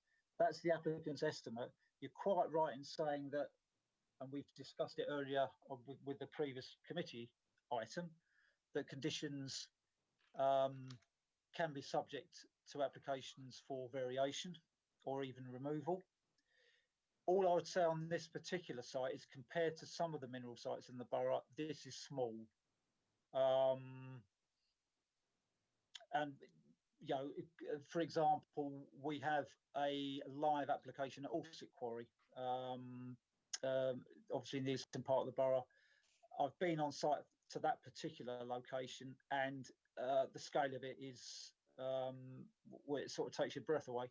The size of the site. This is 2 fields. It should be, the only comfort I can give, I suppose, is it should be a quick and dirty operation, if you like, because it's a constrained small amount of mineral reserve. We've got the tonnages in the report. It is a small site compared to a number of the existing mineral sites we have in the borough. As I said, the application we have at Alsip Quarry is a massive site, so there's perhaps more scope for extension. And you're right to say that, I mean, ultimately the demand for aggregates is market driven, and we don't know with the economy at the moment, and we don't know going further down the track. So there's always that possibility, but it is a small site, so I suspect the risk is more limited, if you want my opinion. Okay, thanks, Matthew. Okay, thank you. Do we have any further questions there? No. Okay. I'll just add one, Matthew. So obviously, looking at the neighbourhood representation, there's been very little or no responses from what I can see. So in general, there's nothing there that would immediately concern the residents in this area, other than additional road movements. Would that be what you think that would be the biggest concern on this application? Yeah, Chair, I mean, it's a fairly isolated location. It is, as I've pointed out, on the boundary between the northern part of Ockenden, so the northern part of Thurrock, and the southern part of Upminster, which is an area I'm familiar with.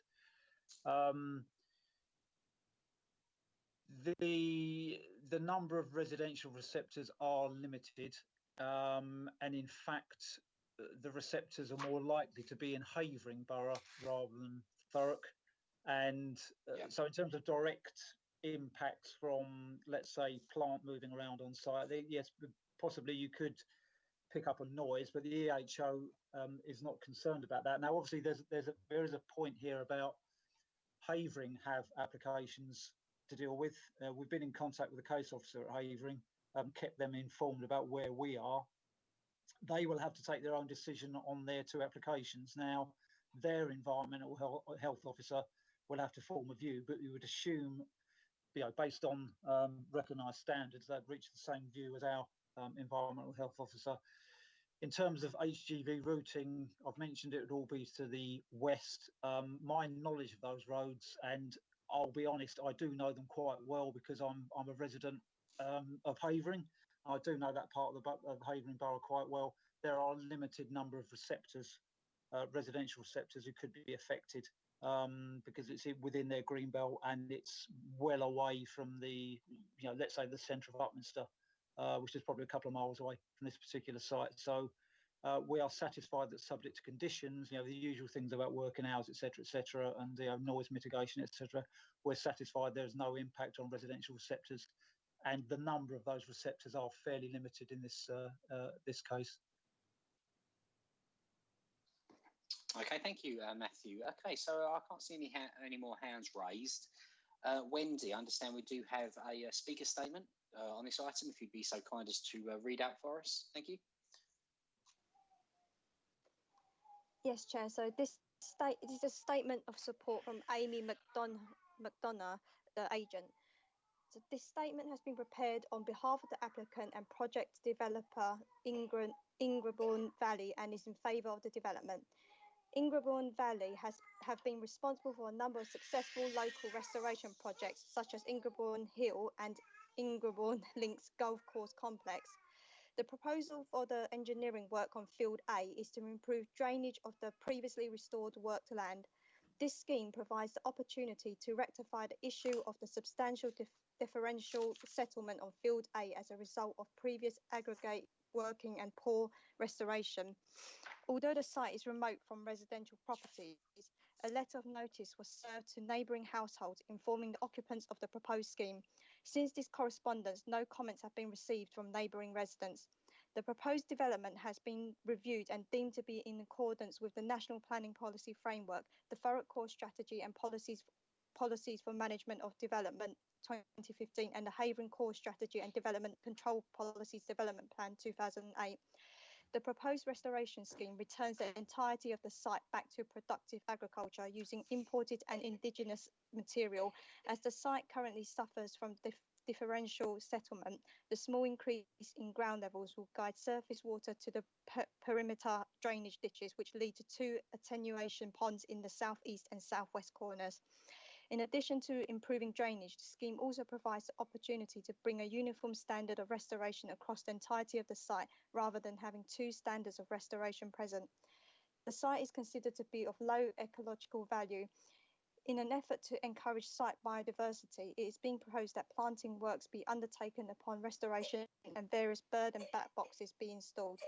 A number of specialist reports have been undertaken to advise on the details of the development, highlight any potential impacts the proposed scheme may have on the wider environment, and to recommend mitigation measures where needed.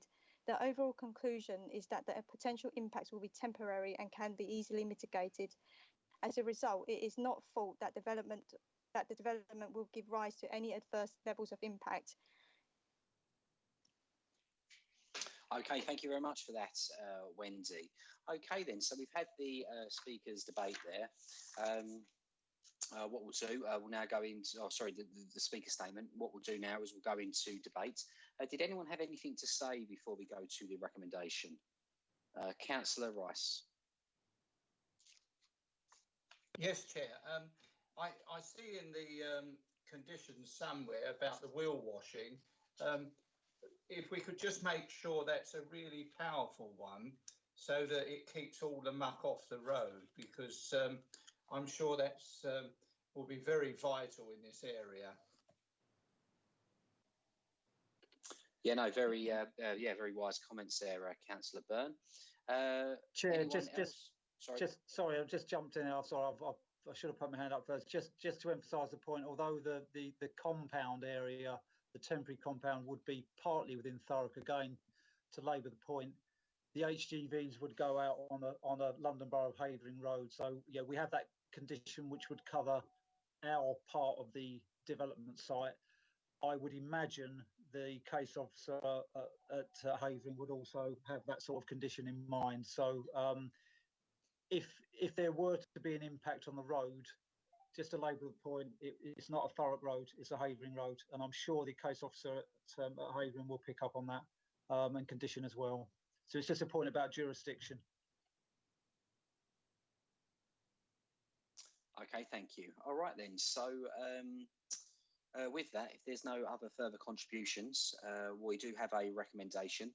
That's a 9.0 found on page 78, which is mine to approve. I'm happy to recommend that. Is that seconded? Seconded, Chair. Councillor Rice. Oh, yeah, thank you, Councillor Rice, and thank you, Councillor Fletcher. I see you had your hands raised there.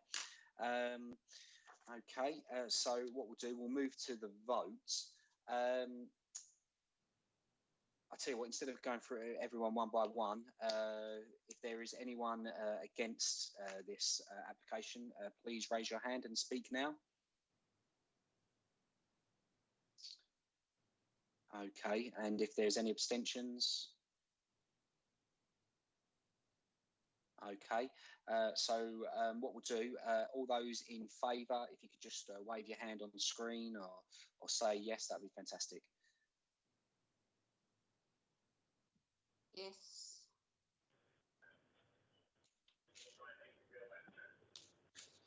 Yes, I'm waving my hand. Yeah, yeah, I can see that. Councillors Fletcher, Salmons, Rice, Byrne.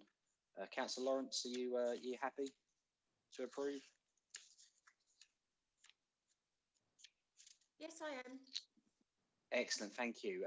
Councillor Shinnick, yeah, Salmons as well. Councillor Byrne, you happy?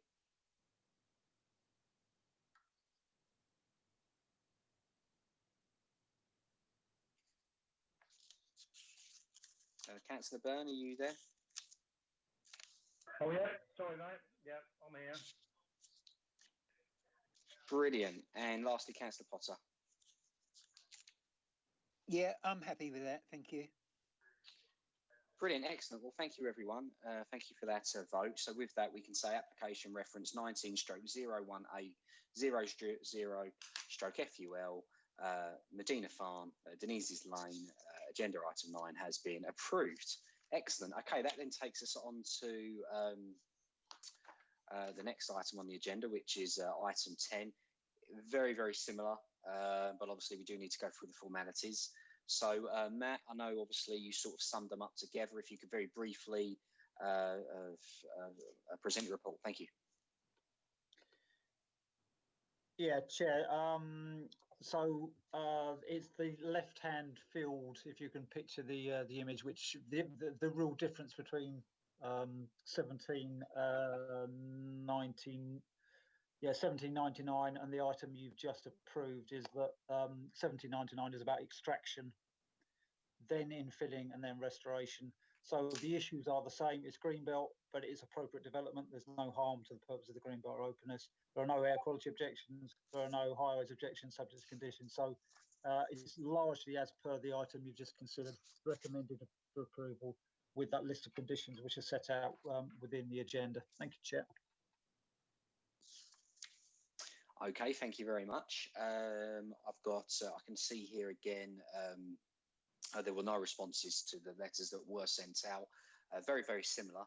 Obviously, in keeping with the guidelines, Wendy, I understand we've got a speaker's statement. Before we get there, was there any questions? Okay, no questions. So, Wendy, would you be so kind as to read out the speaker's statement? I did have a little look earlier on. They're very, very similar. So, obviously, if you could, briefly go through that speaker statement, that would be fantastic. But take as long as you need. Thank you, Wendy. Okay, so statement of support from Amy Donno, the agent. This statement has been prepared on behalf of the applicant and project developer in Gorn Valley. So, The proposal for the straightforward mineral extraction on Field B provides the opportunity to recover the residual reserve at the site, restore the whole site to a higher standard of restoration rather than just part of the site, and contribute to Thurrock's current land bank needs for sand and gravel. A letter of notice was served to the closest properties around Medina Farm, informing occupants of the proposed scheme. Since this correspondence, no comments have been received from neighbouring residents. Like the engineering element of the development, the details of the proposed sand and gravel extraction has been reviewed and deemed to be in accordance with the NPPF, the Thurrock Core Strategy and the Haven Core Strategy and Development Control Policies Development Plan. The proposed restoration scheme returns the entirety of the site back to productive agriculture using imported and indigenous material. In order to improve water drainage across the site, it is proposed that a small increase in ground levels be permitted. This restored landform will guide surface water to the perimeter drainage ditches, which lead to the 2 attenuation ponds in the southeast and southwest corners. Chair, the points are the same of 7 and 8. They're the same points that I've already read. Did you want me to repeat it? Yeah, thank you. No, thank you. No, that's fine. Okay. But obviously, if there's anything else that we missed there, is that okay, Wendy? Yeah, is that all good? Yes. Brilliant. Okay, well, thank you. Thank you very much for that. Okay, then. So we've had the additional speaker statement, very similar. But at this point, did anyone want to debate? No, I can't see anyone's hands up. Again, yeah, a decent looking application. Obviously, it is good that we are using these resources in Thurrock and we are moving forward. So, with that, I'd like to recommend approval. Found on pages 109, and that's 9.0. Is that seconded, Councillor Fletcher? Seconded. Seconded. Excellent. Thank you, Councillor Fletcher. So that's me and Councillor Fletcher in favour. What I will do, I will go through it one by one. Councillor Rice? Agreed. Perfect. Councillor Potter? In favour. Councillor Lawrence, thank you. Agreed. Councillor Shinnick? Agreed. Councillor Salmons? Agreed. And Councillor Byrne? Agreed. Okay, fantastic. So with that, agenda item 10, 19/01799/FUL has been approved. Okay then, so we're, in theory, we're halfway through the agenda, so we are making good progress. That then takes us on to agenda item 12. Obviously, we missed our agenda item 11 as that was pulled. So with that, we're now looking at 20/0097/FUL Barmore House, agenda item 12. Would the officer responsible please be so kind as to present their report? Thank you. Good evening, Chair. Thank you. Can you all hear me okay? I've been on mute for a while. Yes, thank you, Nadia. We can hear you loud and clearly. Fabulous. Thanks, Chair. So I'll be presenting the Barmore House item. I'm going to share the presentation, so do let me know if you don't see something appear before you. So hopefully you can all see that now.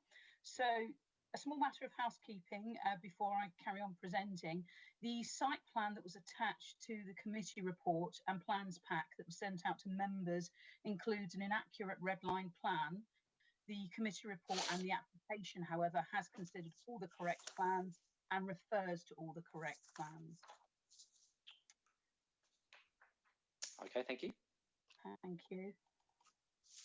So as you'll be aware, the application has been called in for determination by councillors in order to look at impacts upon neighbours, parking issues, any loss of outlook for neighbours, and impacts of highway safety and the character of the area. As you'll be aware from recent discussions, the site is located within the Metropolitan Greenbelt, where there is a presumption against inappropriate development. The site comprises of an undeveloped green space accessed from Farm Road, and mainly located to the rear of the recently built bungalows adjacent to the site fronting Farm Road. I'm just going to scoot ahead to show you some photos of the site recently. I took these this week. So that's the adjacent Longmews site. This is the site from the green. In the immediate foreground, you can see the recently built bungalows, and the access to the site is located to the right of those bungalows. And there's the site immediately in front of you there, or the entrance to it, I should say. And there's Farm Road there. Oh, there. So members will remember from the 2018 permission for 6 dwellings. Just go back to where I want to start there. Members were aware from the 2018 permission for 6 dwellings that was considered to comply with Greenbelt policy, and it was recommended favourably to members.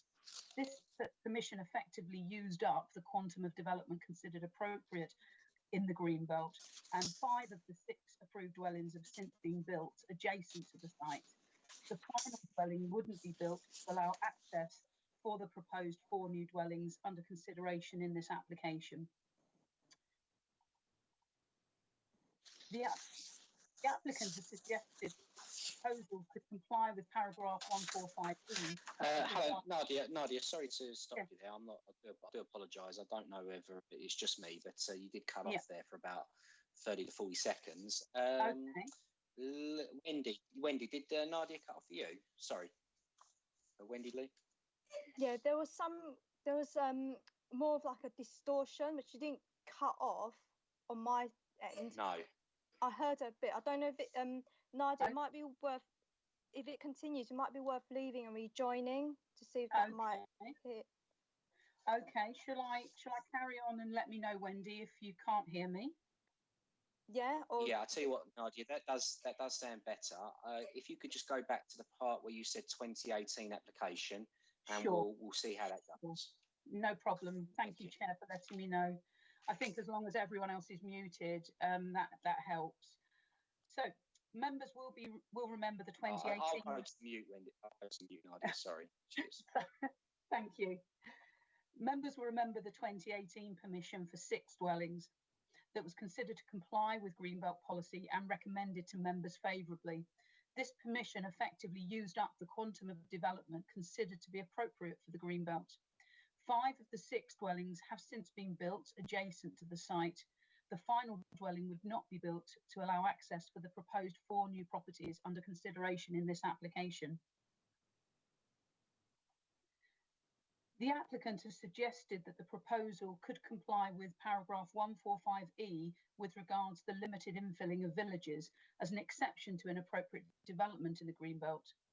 There is no definition of village in terms of paragraph 145E.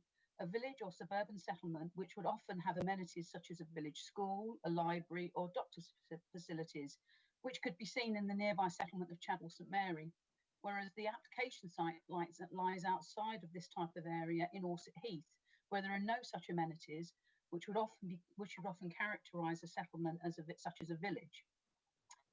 And it's not considered that Orsett Heath could be considered a village for the purposes of the NPPF. Turning to infill, in a recent inspector's decision relating to the site in the High Road in Fobbing, again, in considering and dismissing the appeal, the inspector turned to the use of the OED definition, which describes infill as the filling of a space with something, especially the building of new houses in spaces between existing ones. This site sits behind existing development, and it is bound by a particularly long area of residential garden which sits between this undeveloped site and the adjacent A1089.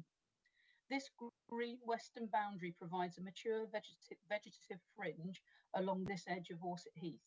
Using the same interpretation from the 2019 dismissed appeal in Fobbing relating to infill as made by the planning inspector, the application site would not fill a space between the existing buildings and would therefore not constitute infill development.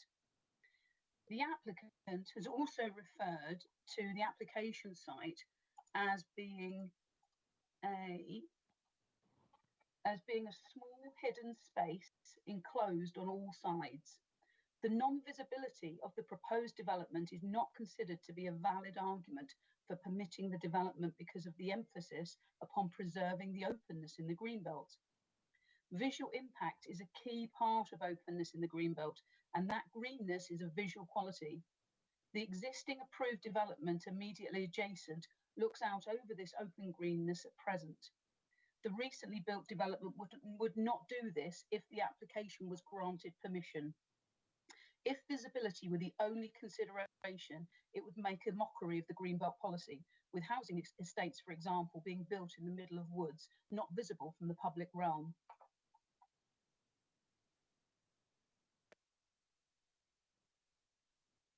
As the development would be constructing, adding further built footprint above and beyond what has been previously considered acceptable, the proposals would be inappropriate development, harmful by definition, with harm to the openness and harm to the purposes of including the land within the greenbelt.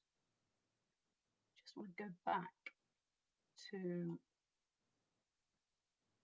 apologies,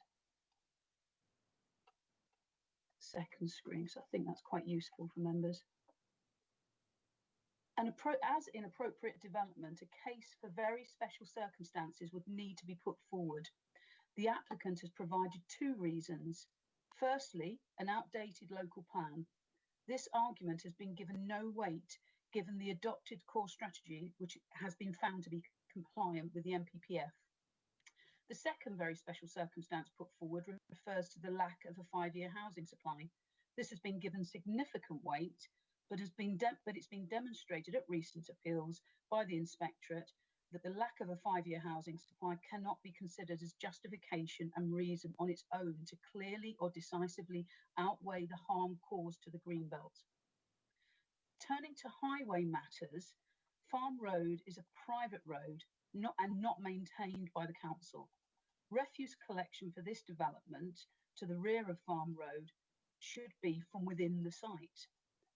The width and design of the proposed access to the new dwellings would be insufficient for the safe turning and manoeuvring of service vehicles, and including refuse collections. Just got an image that shows that quite well.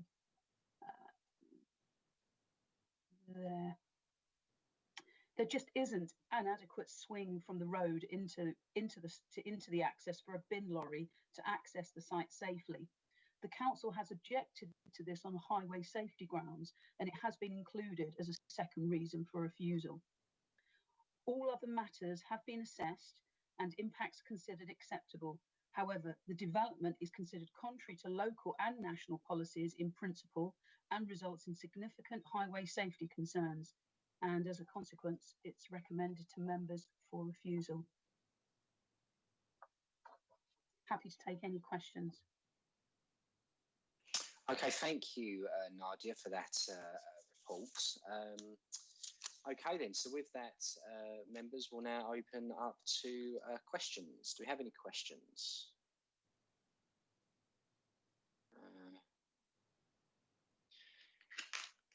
If you could just go back to the main screen there, Wendy, that'd be great.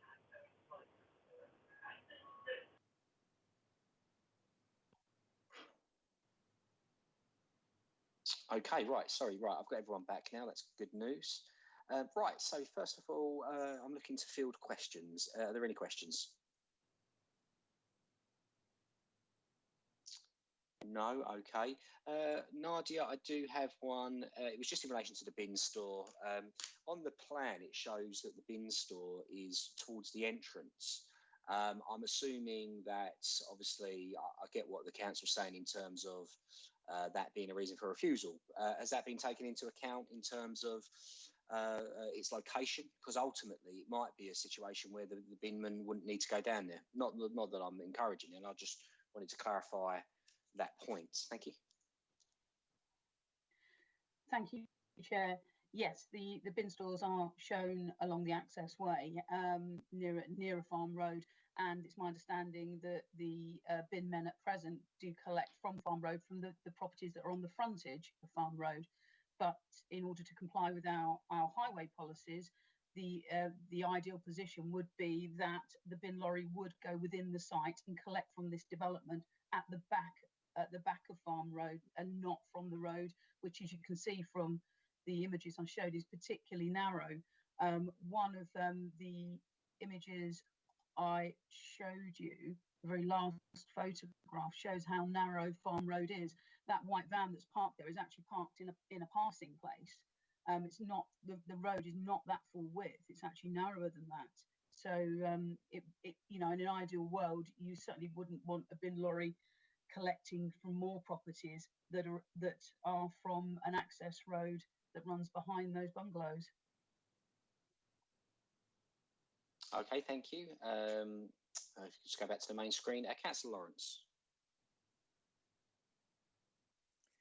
Thank you. It's just a similar question to yours, really. I don't really quite understand the bin situation. I know actually where I live, there's no turning. The bin man comes down and just reverses out. But I've looked it on plans, and I still can't see, unless it's just me, if the bin man's going and emptying the bungalows that are already there, why can't they empty the ones on their way out?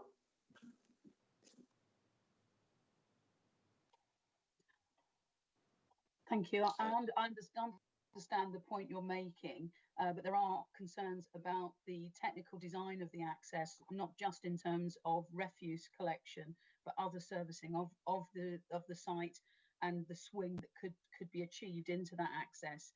And there just aren't the visibility displays there that would be suitable to allow for the movement and safely. Okay, thank you. And Councillor Simmons. Yeah, I was thinking the same thing, that the bin lorry currently goes there to collect the other bins. So presumably it's parking in the road. It just seems strange that it can't pick up from the rest of the properties, because it's going there anyway.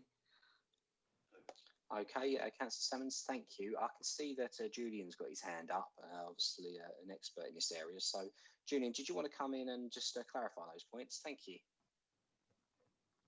Thank you, Chair. Yeah, it's not just refuse vehicles, it's other service vehicles, larger service vehicles that would need to access a site, and a fire engine, for instance. And Nadia's also mentioned that the visibility displays. In comments that we made, we asked the applicant to demonstrate these, and at this stage, the applicant has not demonstrated that there are clear visibility displays at the access, or that service vehicles that are not necessarily refuse vehicles, all types of service vehicles can access the site and turn around and come out in a forward gear. Thank you, Chair. Okay, thank you. So when you say that, I assume you mean something like an ambulance, for example. Obviously, I see where you're coming from. I mean, generally, there is a guideline that if you're going to have sort of houses towards the back, that there needs to be a decent turning circle.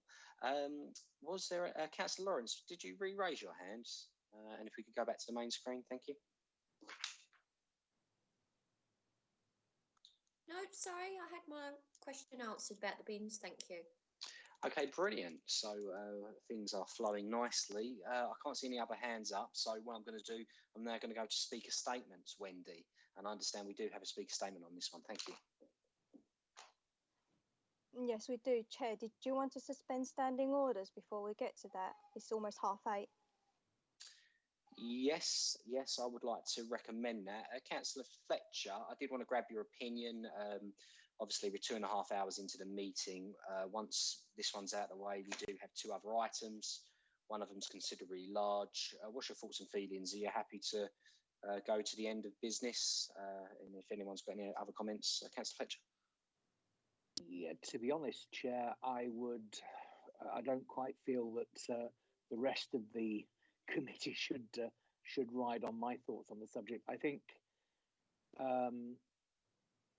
if we've got two more and one of them could be a biggie, then we need to make a decision. I'm happy to stick with it, but I'd like to know what the rest of the committee feel. Okay, thank you. Is there any major concerns? Because look, hopefully, look, we debate and hopefully, you look at maybe a 10 o'clock finish, a 10:30 finish, but if things go south, we could be here till midnight. So as long as you're aware of that, I'm happy to continue until the close of play. Has anyone got any major concerns? Agreed. No, let's work together then, and let's debate, but let's keep things flowing. Okay, so with that, I'd like to recommend standing orders are proceeded to the end of business. That is obviously seconded by hopefully Councillor Fletcher, and then we'll, if you're in agreement, we will do that. We agreed? Agreed. Yeah, excellent. Yeah. Okay then, brilliant. Okay then. Okay, Wendy, I'd like to bring you in now, and if you'd like to read out the speaker statement, thank you. So this is a statement of support from Russell Ford, the agent. The location plan that forms part of your report is out of date. Please substitute this for the submitted location plan.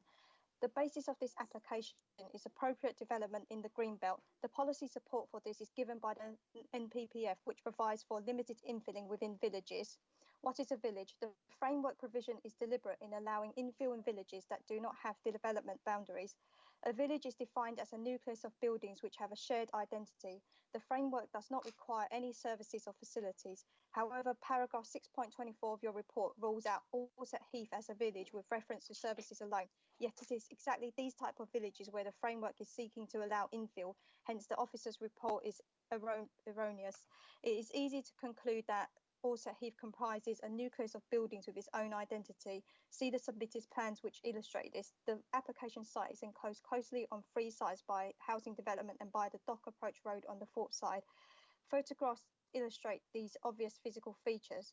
Infilling. The application site is a small hidden space enclosed on all sides. The officer's report, paragraph 6.23, does not assess infilling by reference to size or physical enclosure. Hence, the assessment is superficial. Based on the facts, the application site constitutes limited infilling of which there will be no awareness of the development beyond the village limits. Parking and access. These matters have been overstated in the officer's report. Farm Road is a private cul-de-sac serving only two houses beyond Barmore House. Visibility at the junction of the new private drive and the private cul-de-sac is adequate for the status of both roads and the few dwellings that they serve. The refuse freighter already serves the few houses in Farm Road without difficulty. Refuse for the new development will similarly be picked up from a roadside storage area. There is enormous space to accommodate 3 bins per dwelling, which can be the subject of a planning condition. Parking for residents and visitors is satisfactorily provided within the application site. Larger service vehicles will park in Farm Road as they already do. Conclusion, the application comprises limited infilling in a village and as such comprises appropriate development in accordance with the national framework. Parking and access is consistent with existing arrangements and otherwise suitable in scale and kind. The proposal represents sustainable development and planning permission should be granted without delay. The Council's poor record on housing delivery adds by degree an imperative to grant permission where members might be unsure either way. Thank you for your attention tonight. Okay, thank you. So with that, I don't think there are any further questions. What we'll do, we'll go into debate. Would anyone like to start debate on this evening? Councillor Rice, you've got your hand up. Yes, thank you, Chair. You'll be aware this is in my particular area, and I did call the application in, thinking there would be an almighty cry about having a further 4 bungalows. But to my surprise, the only thing that people did object to was the road. And I would suggest, Chair, that if we had a condition in the 106 that the road be brought up to council standards, then I think we should approve the application because, like I said on the last one or couple of applications, the one in Fobbing, there is a desire to have elderly persons, accommodation. We can't escape it. We've got the departments of communities and local government telling us we need them. We recognise it in the core strategy of 2015, but we do very little to do them. So I'm in favour of this application and we'll put reasons forward, Chair. Thank you. Okay, would anyone else like to comment on this particular item? Yeah, just like to add there's 644 bungalows unsold in Thurrock, so there is not a need. Okay, thank you. Would anyone else like to debate this item? Steve Taylor, thank you. Thanks, Chair. Actually, just to get it right, Councillor Byrne, it's 744 as of this morning. So yes, it's another 4, but you're dead right about that. It will come as no surprise that, from my point of view, it's development on the Greenbelt. You know my views on that, the legality of it and the logic behind it. So, needless to say, I think it's completely wrong. I agree with the officer's assessment, and the development. This has happened before, where the development that has taken place along the front of the road replaced a previous building, and I think, if I recall, with pretty much the same footprint, albeit turned into 4 rather than a single property. This part of the rear, which was originally the garden, obviously is in the Greenbelt, and the key to it is that the development at the front was the maximum permitted development on the site, and here we are less than 2 years down the road saying no, that's fine, we'll build on that as well. And that's wrong. It's just fundamentally wrong, and it goes completely against the purpose of the Greenbelt. And I don't know what more I can say, because I don't think it's being grasped at all, the importance of the Greenbelt. And you have to remember, once something's been built on, it will be built on forever. So there's never another opportunity for that to become a green space. It will never happen. Thanks, Chair. Okay, thank you. Is there anything else anyone else would like to add?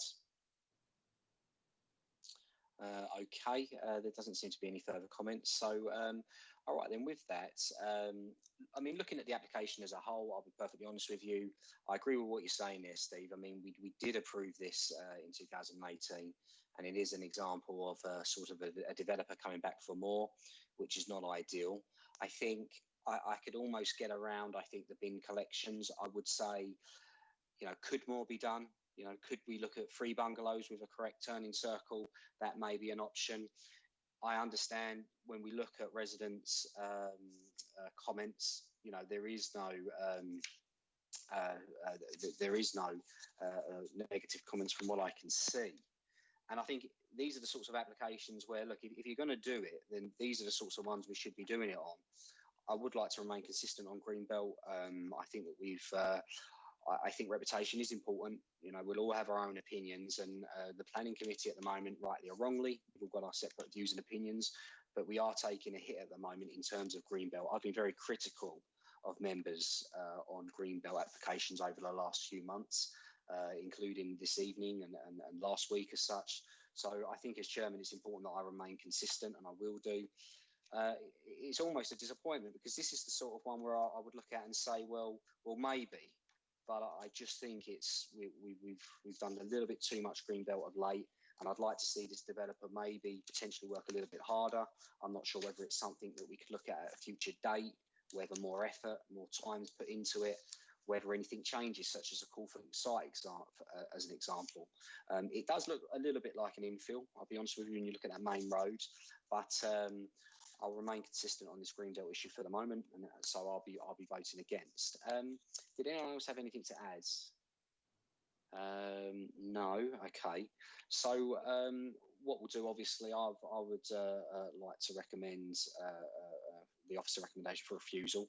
Councillor Rice has obviously suggested he might be voting in another way. Before we get there, I'll go to Councillor Lawrence. Yeah, thank you, Councillor Rice. I got that. Yep. Councillor Lawrence. I don't know how anybody else feels, but considering this bin thing and the turning, would it be okay if I asked for a site visit? Okay, yeah, obviously you are free to do that. I am obviously conscious at the moment that I'd need to chat with Lee and Wendy quickly, because we're not conducting site visits at the moment. But as Steve Taylor says, you know, once these things are done, they're done for life. So maybe that is something I might be interested in. But obviously, we've also got to be conscious that we can't do site visits at the moment. So before we go any further, Lee, Nicholson and Wendy, what's your thoughts and feelings? I mean, is this something that could effectively wait until a more suitable time for a site visit? Is that something you would concur with? I'm not saying we're going to go to a site visit, but whether that's an option. Lee or Wendy? Yes, Chair. So site visits at the moment are not being conducted due to, you know, the lockdown restrictions. But I know that next week we'll go into tier 2, I think it was. I think that was the news. So we'll have to look at that. But I think what it would be is that the site visit would probably take place much later on if we go back into tier 1. But I'd have to check with the monitoring officer on the advice for site visits at the moment. So it won't be any time soon, I would imagine. No, I understand that, but at the same time, sorry, Councillor Byrne, you've got your hand raised? Yes, with Angela on this totally. As we just said, the green belt's either there forever or it's not there with this build. So let's go and look at it. I think, yes, we need to go and see it. And so the green belt's here forever. So what's another month or whatever? We could lose it for the next, well, forever and ever. So let's go and look at it. Okay then, all right then. I thank you, Councillor Byrne. Obviously, that would be a second to Councillor Lawrence's proposal. Just before we get there, Lee Nicholson, would you be? Are you okay with that if we was to potentially go to a vote, and obviously if that potentially wins, Lee? Thank you.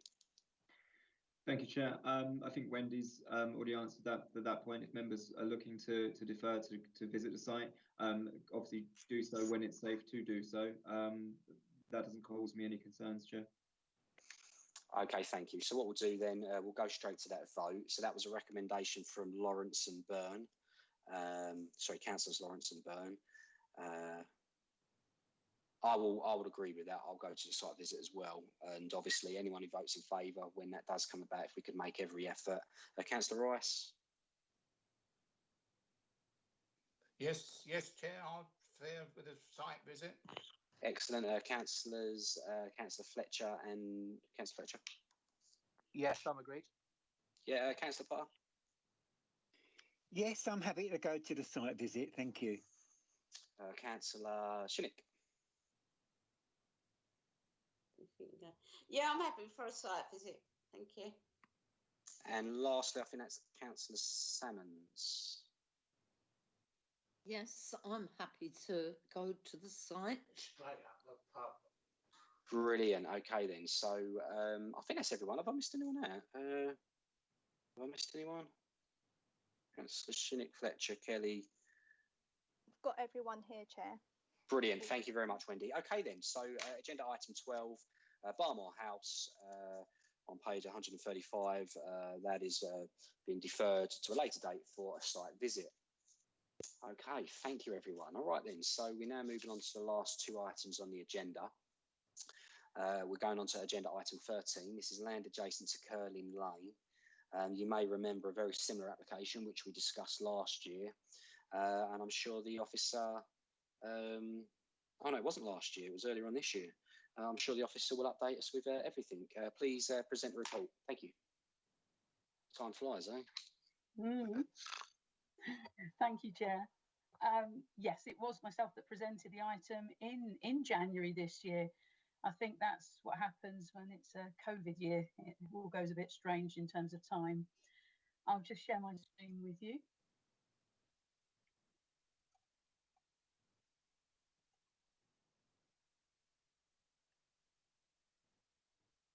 Give me 2 ticks.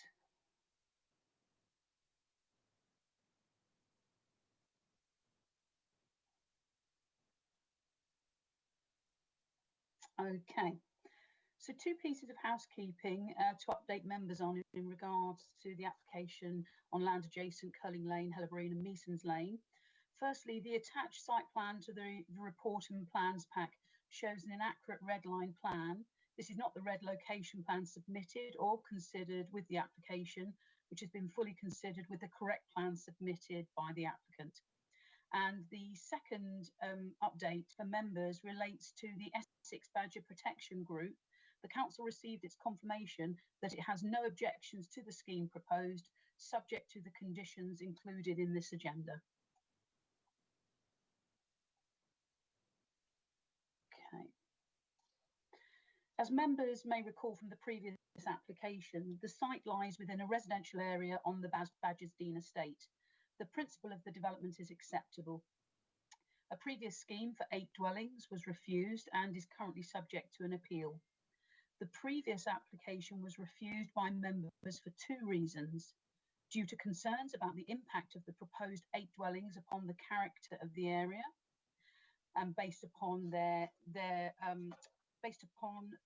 siting, mass, appearance, detailed design and choice of materials, I should add. And the second reason for refusal was due to the shortfall in the level of private amenity space provision, and this current application seeks to overcome those 2 reasons for refusal. The revised proposal has reduced the number of dwellings from 8 to 6 semi-detached properties, including parking provision via the same access way as proposed previously, leading to a turning area at the most southern end of the site. The proposal provides 3 levels on each dwelling, including a main entrance on the lowest ground level, along with the parking space area, and main living areas on the above 2 levels. Can be seen here.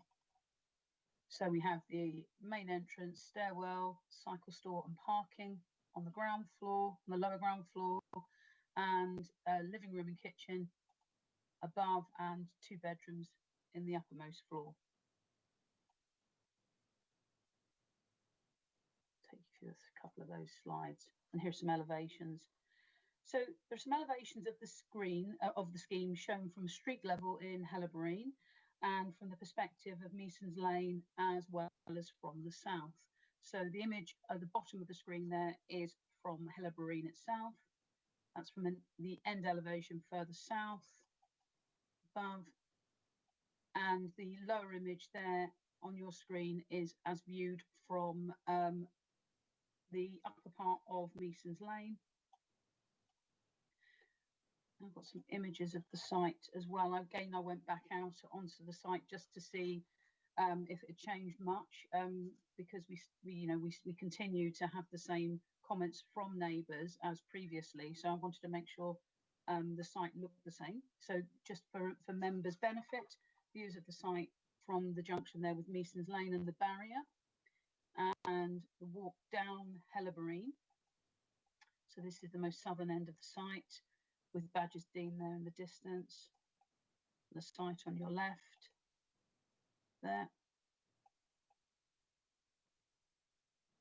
And that's looking up Helleborine, looking south with the site on your right hand side.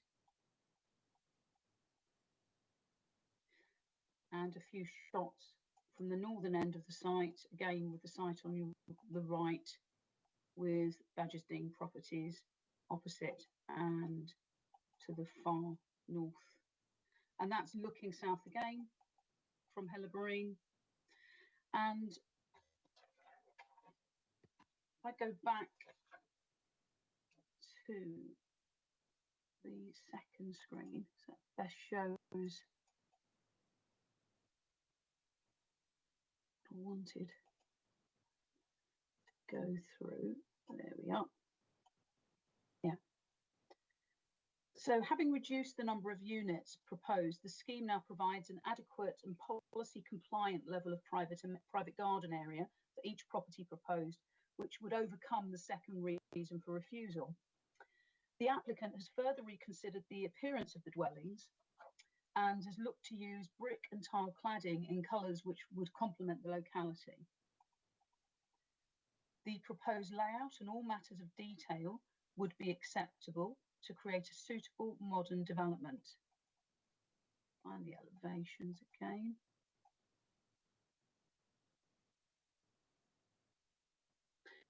Whilst it would appear modern and different in character to Badger's Dean, it would be set apart from that development, and it wouldn't necessarily be desirable for the scheme to actually match Badger's Dean exactly. The first reason for refusal is considered to be overcome with respect to the appearance and change to the proposals. Given the small number of units proposed, there would be no policy objection either in the need to provide any education contributions or any affordable housing provision. All matters of drainage, ecology and highway impacts are also acceptable, subject to appropriate planning condition, and the application is recommended favourably to members this evening. I'm happy to take any questions at all. Okay, fantastic. Thank you very much, Nadia, for that very detailed report. Just briefly, Nadia, just a point of clarification, was the appeal still open from the original application? Yes, Chair. The appeal is currently still pending. Statements have been submitted from both parties, and we're currently awaiting the outcome of the appeal, which could be any day now. Okay, thank you. It's interesting because I would have thought it would have been in the developer's interest to potentially wait for the decision of that before forwarding this one, or is that sort of a standard practice amongst developers? I can't speak for a developer, but it's not unsurprising because at the moment, particularly during COVID, there have been delays certainly with the planning inspectorate decision making. So it may well be that it was the applicant's desire to get the ball rolling regarding the appeal, and because it was uncertain when a decision could be made on that, because that's out of their hands. But what is in their hands is the submission of a revised scheme that could run alongside that and potentially be determined before it. So they chose to take both paths. Okay, thank you.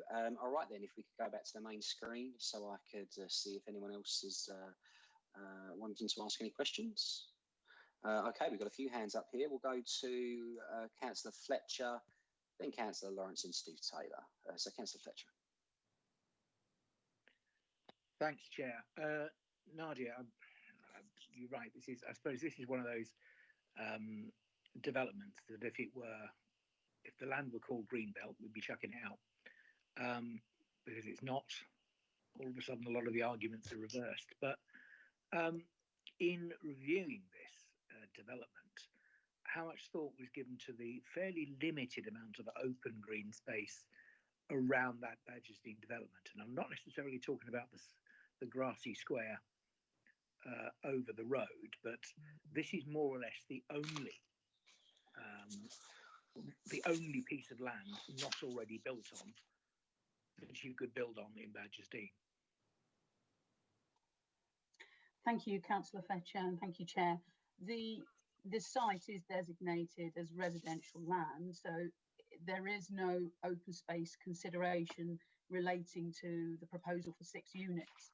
But in the immediate context of the development, there is open space very nearby. There's a children's play area and recreational green on Measons Lane, not a stone's throw away, and the proposal wouldn't be cramped or overdeveloped with regards to the amount of development on there. So there really wouldn't be an objection on open space grounds in this case at all. The reason I asked the question, Nadia, is that not that far away on Chafford 100, the absolute opposite arguments are currently being used for developments there. So what constitutes overdevelopment in one area that doesn't constitute overdevelopment in another? Well, obviously, I don't know the site you're referring to in Chafford 100, but each site would be considered on its own merits. This site in particular in Badgerstein and on the fringes of Measons Lane sits on the very edge of the estate. It is green at the moment.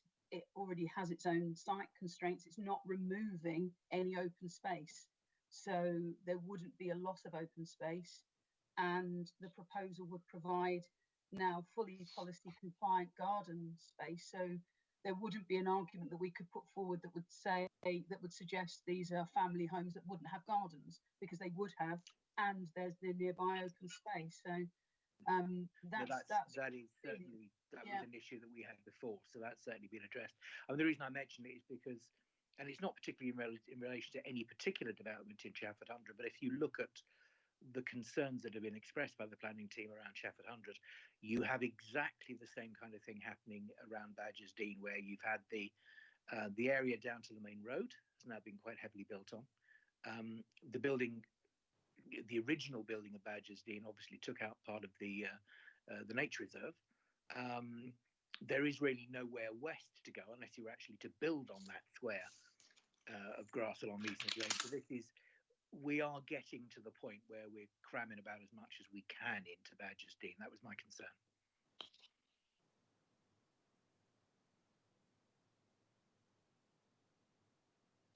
Okay, thank you, Councillor Fletcher. And with that, we'll go to Councillor Lawrence.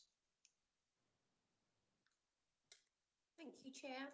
I'd just like to add that I totally agree with what the councillor has just said, and I have the same concerns.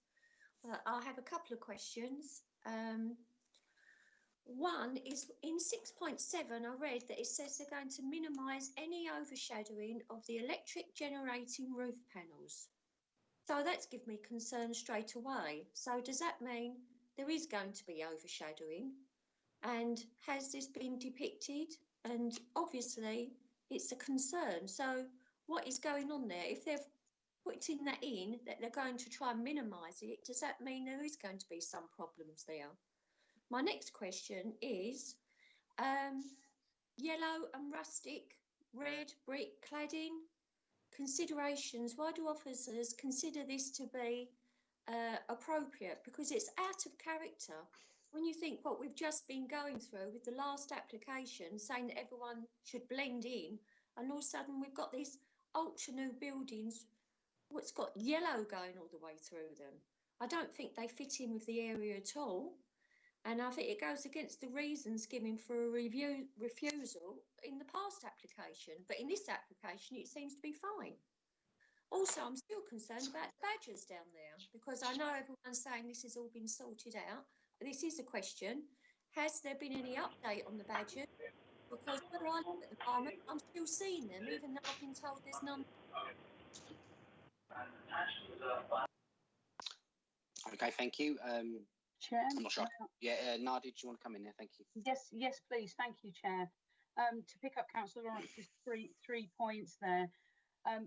This development has ridiculously high environmental credentials.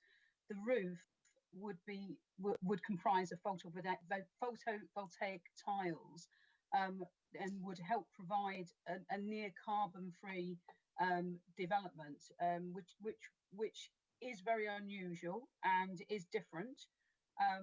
But you know, there is an argument to say it could be the way to go. Your initial comment, Councillor Lawrence, was regarding there wouldn't be any overshading of the roof, and you pick up a point made. That is in reference to the photovoltaics on the roof, which in themselves don't need direct sunlight to work. They function on daylight. So there isn't a concern in that regard at all.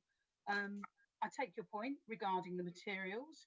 They are very modern in appearance and design. By virtue of their construction, they're not a traditional brick and tile property. What the developer is trying to do, has tried to do, is try to overcome residents' concerns and members' concerns regarding the appearance of them by making them look more in keeping, whilst not hiding from their energy efficient credentials and their modern construction type. And finally, you refer to badgers. The applicant produced an updated environmental statement, and our ecologist advisor has also carried out regular visits to the site, and both parties agreed that there were no badgers living on the site, and indeed the Essex Badger Patrol Group Protection Group are not in any way concerned about the proposal, subject to the conditions that are recommended to members this evening. Can I just add though that we've been having lots of conversations tonight about conditions and whether or not they're kept and whether or not they're changed later on. So that's a concern. And also sometimes, like in the past, it has been said, you don't always see badgers when you're looking for them. They're not going to be there during the day and things like that. And in my mind, I've still got a lot of problems with this build. Okay, thank you, Councillor Lawrence. Steve Taylor, then I think we've got some speaker statements. Thank you, Chair. Nadia, just a question. It sort of just crossed my mind really when I saw your photographs. There appears to be a fairly large number of trees on that site, and when I look at that's it. So as you look there, that's I would have said, reasonably. So the site we're talking about is on the right-hand side. Yes, that's correct. Right. So when I look at that, when I then look at the plan, it appears to show still quite a lot of trees, but I'm assuming that some of those are going to have to go. Is that true? And in which case, have any of them got TPOs on? None of them are TPO'd. Okay. At all. If I go back, there are trees on site, predominantly a lot of vegetation and trees along the fringe with Mason's Lane, and more vegetation towards the most southern end. And there are individual trees that are younger, near a helleborine at the front of the site, near the road in front of you there. I go back to the layout. So these trees on this image in front of you here, certainly the landscape and ecology advisor didn't think there were any strong amenity value in terms of their preservation, but many will be retained. So yeah, I mean those trees they're all covered in ivy, which tells me they're 3/4 dead, if not completely dead. So that wasn't. He's just looking at the rest of the site. When I looked at the two lots of pictures, they just seemed somewhat at odds with each other, but clearly not. That was the only reason I asked. I just wondered if at some point maybe the people in Mason's Lane had put asked for TPOs to be put on them or whatever. But if they're not, they're not. That's fine. Thank you. No, they're not TPO'd, and if you can see from the site plan there, the development, the primary, the element of the development is on the left-hand side of the site, with the trees on the flattish bit of grass there are actually going to be retained. Okay, that's great. Thanks, Nadia. Thanks, Chair. Okay, thank you. And Councillor Byrne. Yeah, my notes, I think Angela's been reading them because they're like exactly the same. So I just have to I won't say it again, but I totally agree with everything she said. Okay, thank you. All right then. So that now moves us into speaker statements.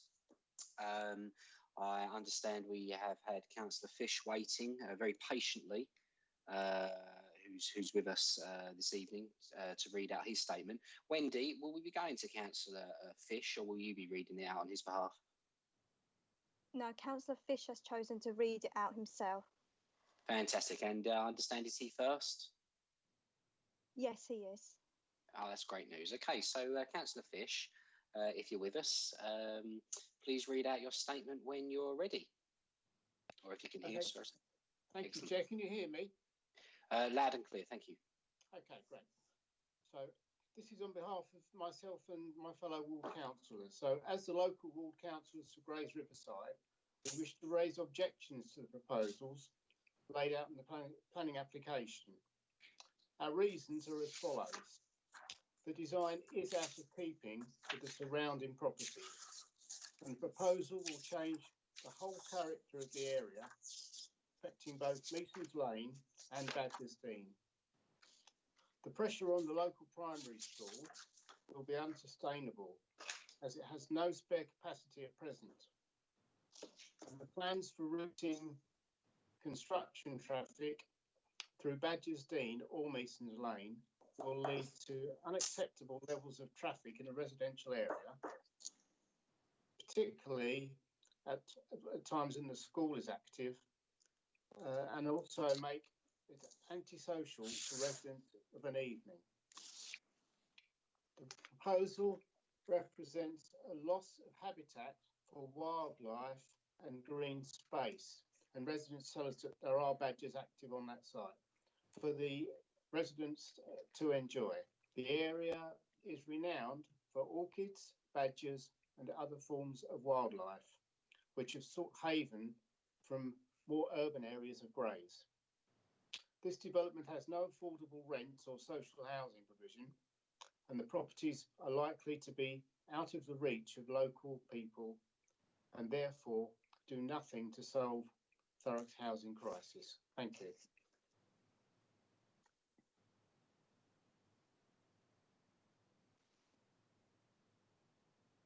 Thank you very much, Councillor Fish, and thank you for waiting patiently to be able to read out that statement.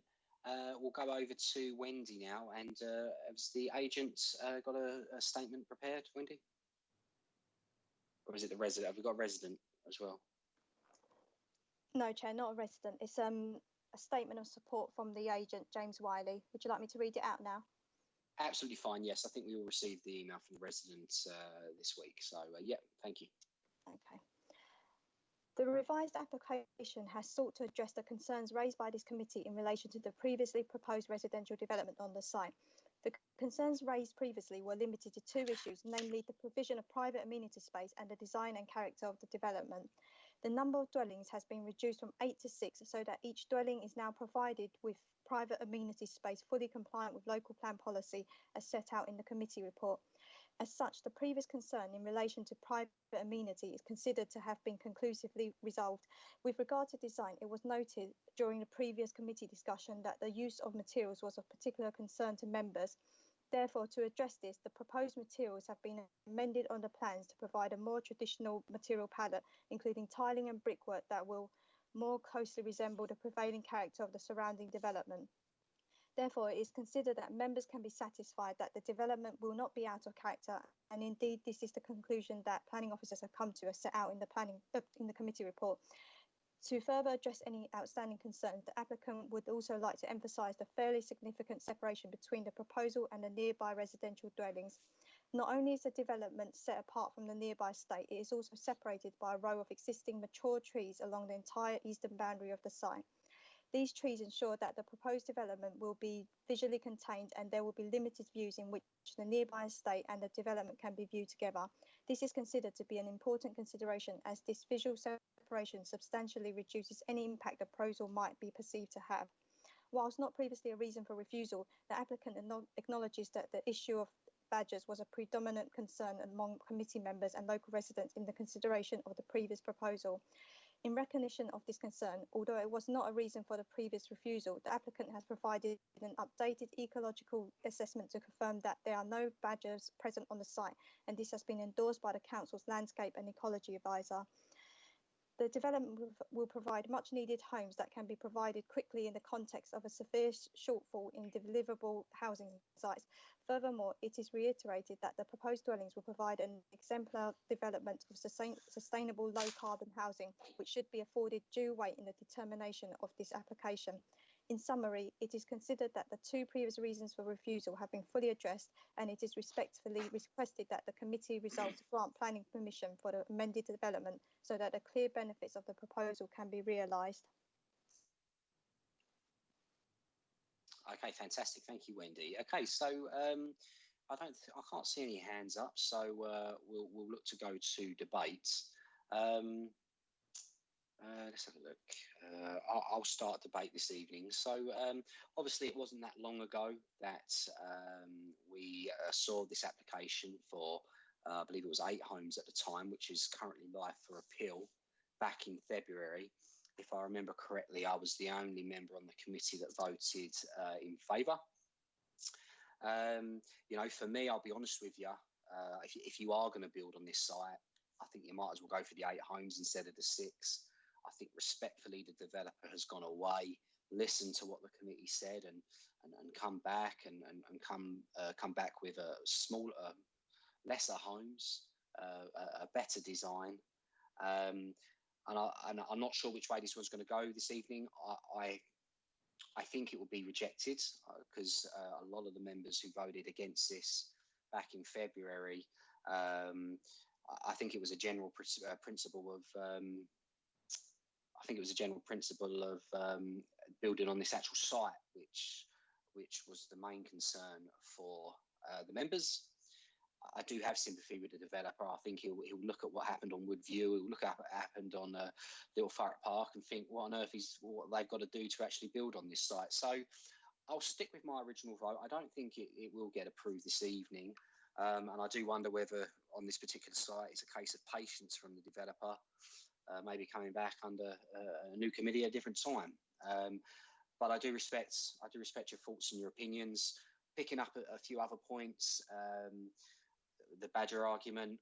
I think we had the Essex Badgers Trust look into that last time round, and they confirmed there were no badgers on site. It's a very eco-friendly development, but you know, we're a committee of 8 people this evening, 8 different views and opinions, and I think we should be going ahead with it. But I'll pass that over to you now for you to add your comments. So I think Councillor Lawrence had a hand up first, and then Councillor Fletcher. Thank you, Councillor Lawrence. Thank you, Chair.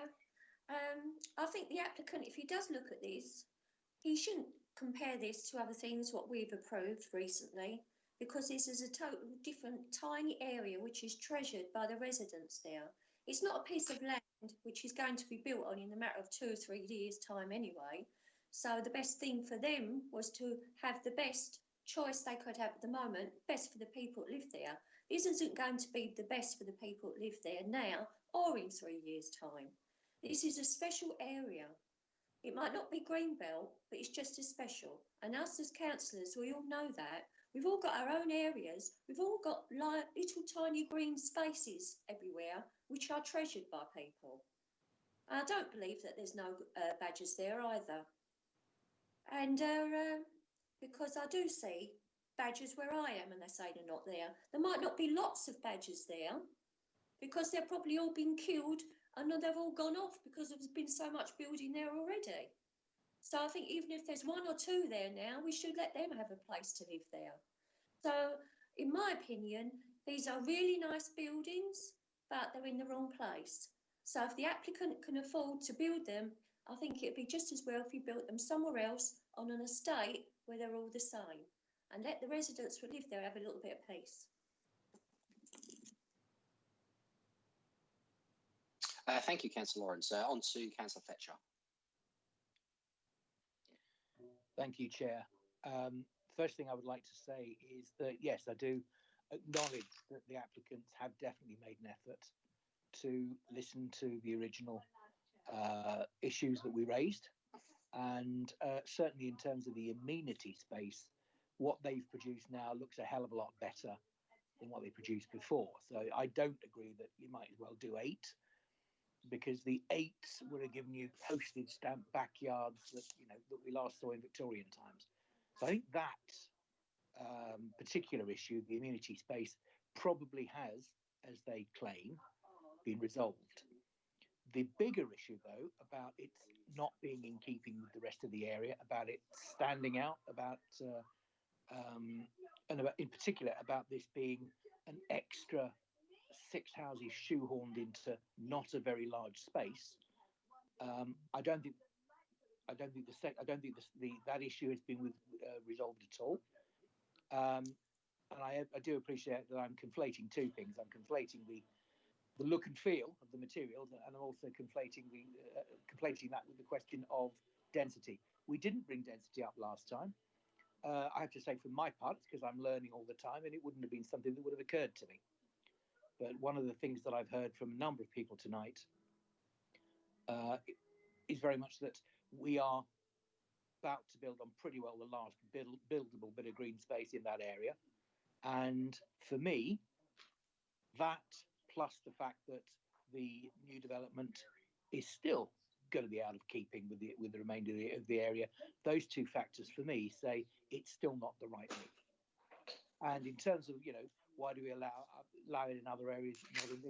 Like Councillor Lawrence, I'm pretty consistent in opposing this kind of development in our ward, and I've been pretty consistent in opposing it in other parts of Thurrock. That's why I'm opposing it here. I don't like postage stamp developments shoehorned into, whether it's green belt or whether it's built areas, shoehorned into the last bit of green available. Thank you. Okay, thank you, Councillor Fletcher. And yeah, no, that's what planning is. I think we can respectfully disagree with one another, but certainly the consistency's been there from yourself, and that is important, definitely important. Councillor Shinnick. Oh, thank you, Chair. I'll be voting against this. I did vote against it last time, as I do feel that there still could be badgers there, and it's quite a small development for these properties. Thank you. Okay, thank you. All right then. So what we'll do,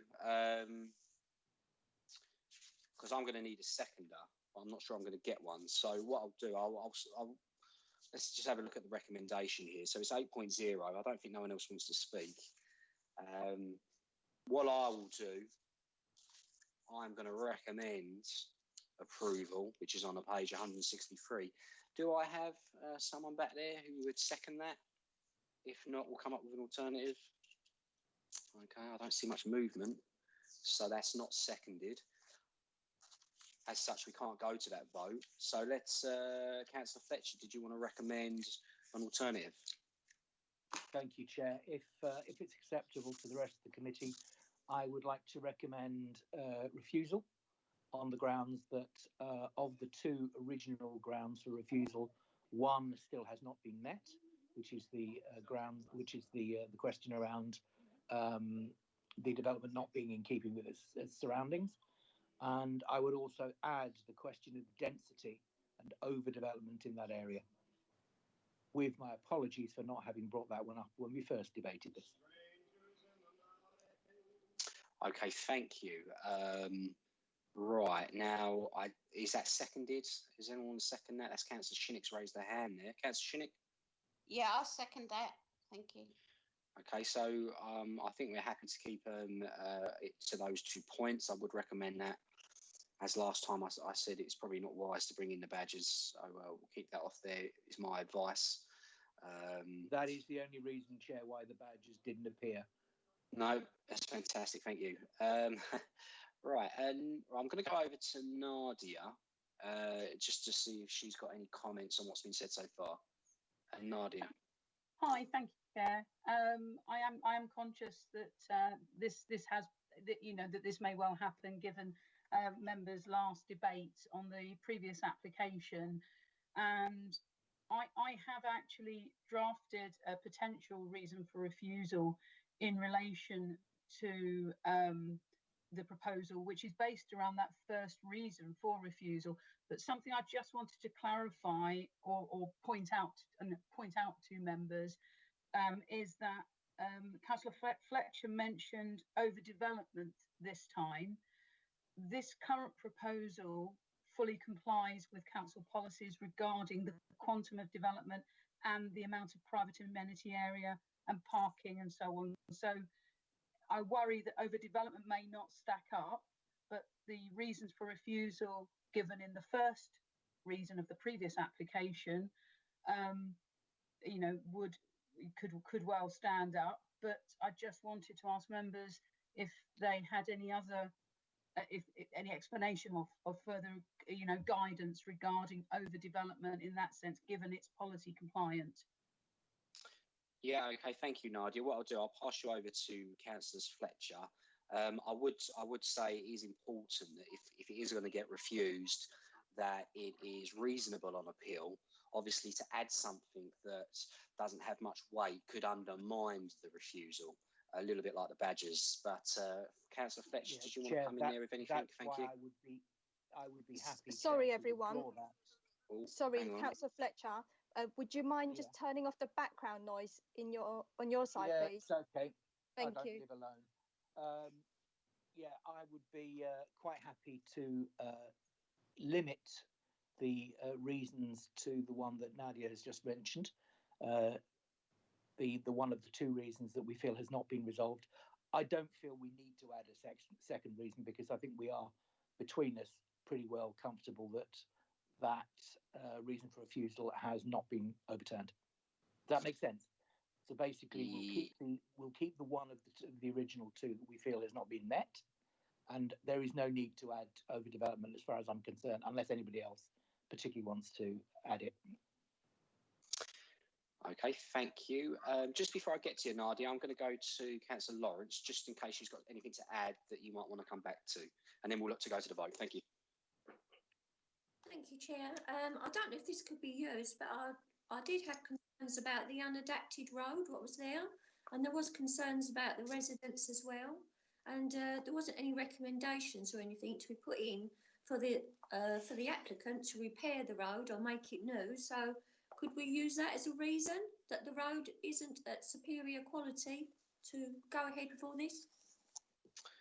Okay, Nadia, if you'd like to come in there and obviously just clarify Councillor Fletcher's point, and then obviously add, if anything, that Councillor Lawrence could add there, whether you think that would help or hinder. Thank you.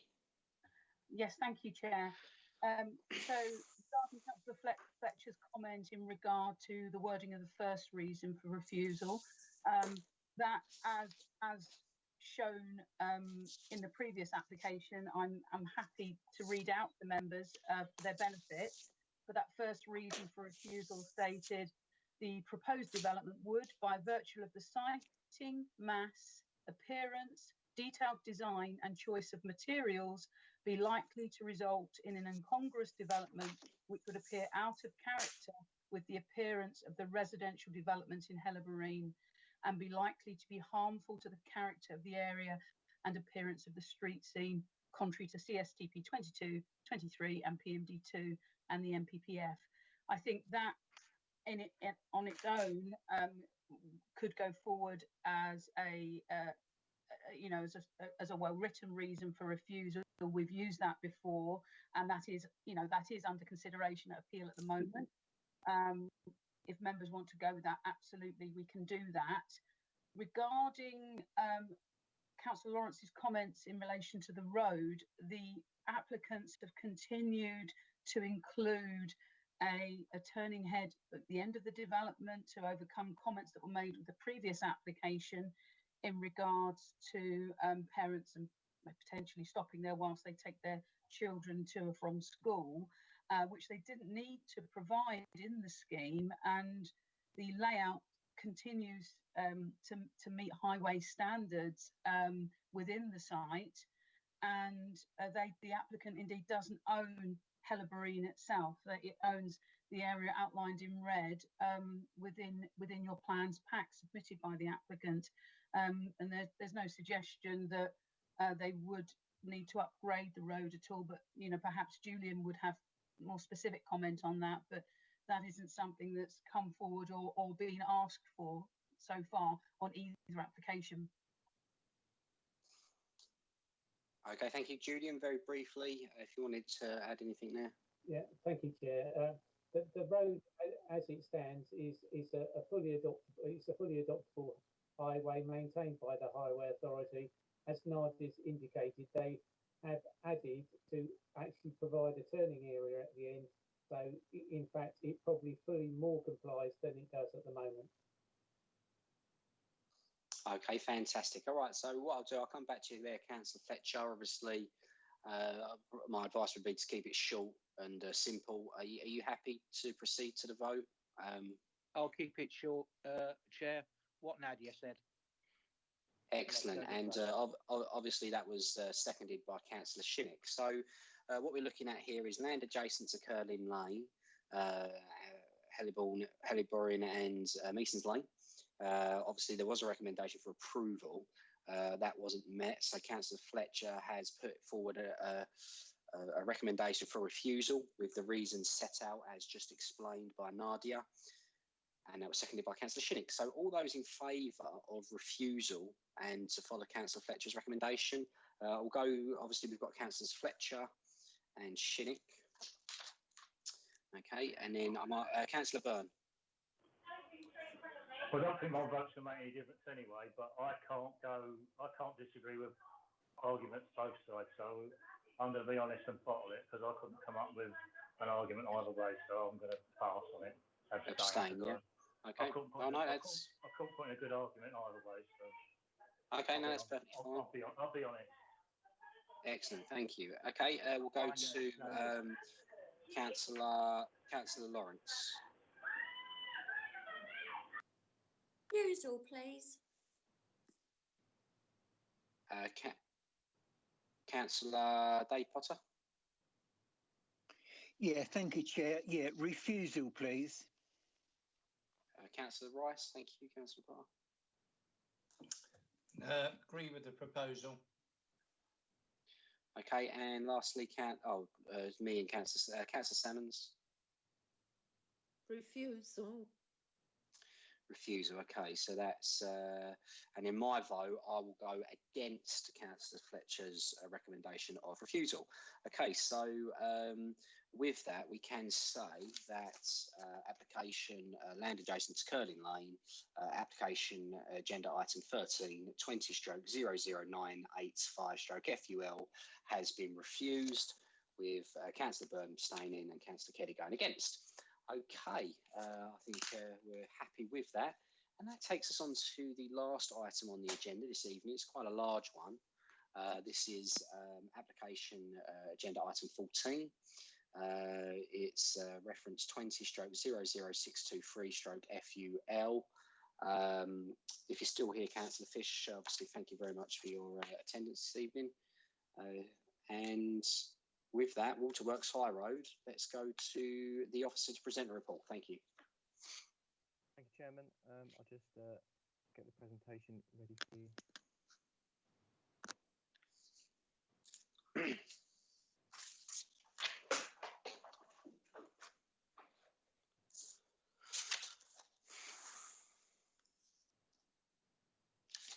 Hopefully you can all see that okay. So this is the planning application at the Waterworks site in Bobbing. It's an application seeking full planning permission for redevelopment of the site through the demolition of all existing buildings and hard standings on site, the erection of 168 dwellings comprising of 24 apartments and 144 houses. The proposal would also provide a new access into the site, with the existing access retained but only for emergency purposes only. The proposal also involved the provision of public open space and a play space facility in the western side of the site, and additional landscaping throughout the site as part of the development. I just need to go through a couple of points before we go into the presentation, because there's a few updates to mention. The NHS, in terms of consultation responses, have provided a consultation response identifying the financial amount that's needed to mitigate the impacts upon healthcare, and that is £66,240. There's some updated plans and additional plans for condition 2, and in the plans list at the start of the report as well. There's an update to condition 5, some additional text to include surveys in regard to great crested newts and or reptiles, so that's a bit more specific than listed in the report. For paragraph 1.2, that should say 6 one-bed apartments and 15 two-bed apartments, which is the same for the which is how it should say that, and the total parking should read as 342 for the allocated and unallocated, and this in total, in addition to the visitor spaces in that part of the report, in that table, equates to 388 spaces for the site. There's a few other minor changes in the report, and I'll make those, I'll let Wendy know those, so they're recorded in the minutes. In terms of the own recommendation as well, I should point out that because, and I'll come on to this in a minute, in terms of being previous developed land, it doesn't have to be referred to the Secretary of State. Sorry, Chris. Yeah, sorry. Sorry to interrupt, but Councillor Fletcher's saying you're quite quiet, and if you could maybe speak up a bit more, put the mic closer to you, if that's okay, please. I don't know if there's any settings for me increasing the volume of the mic. Hang on. Yeah, I've got the same problem, Wendy. I can hardly hear Chris. Okay, just bear with me. Yes, same for me, Councillor Shinnick.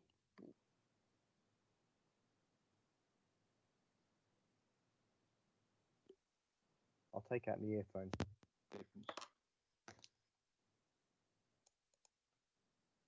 Can you hear me better now? Is that any better? Yes, Chris.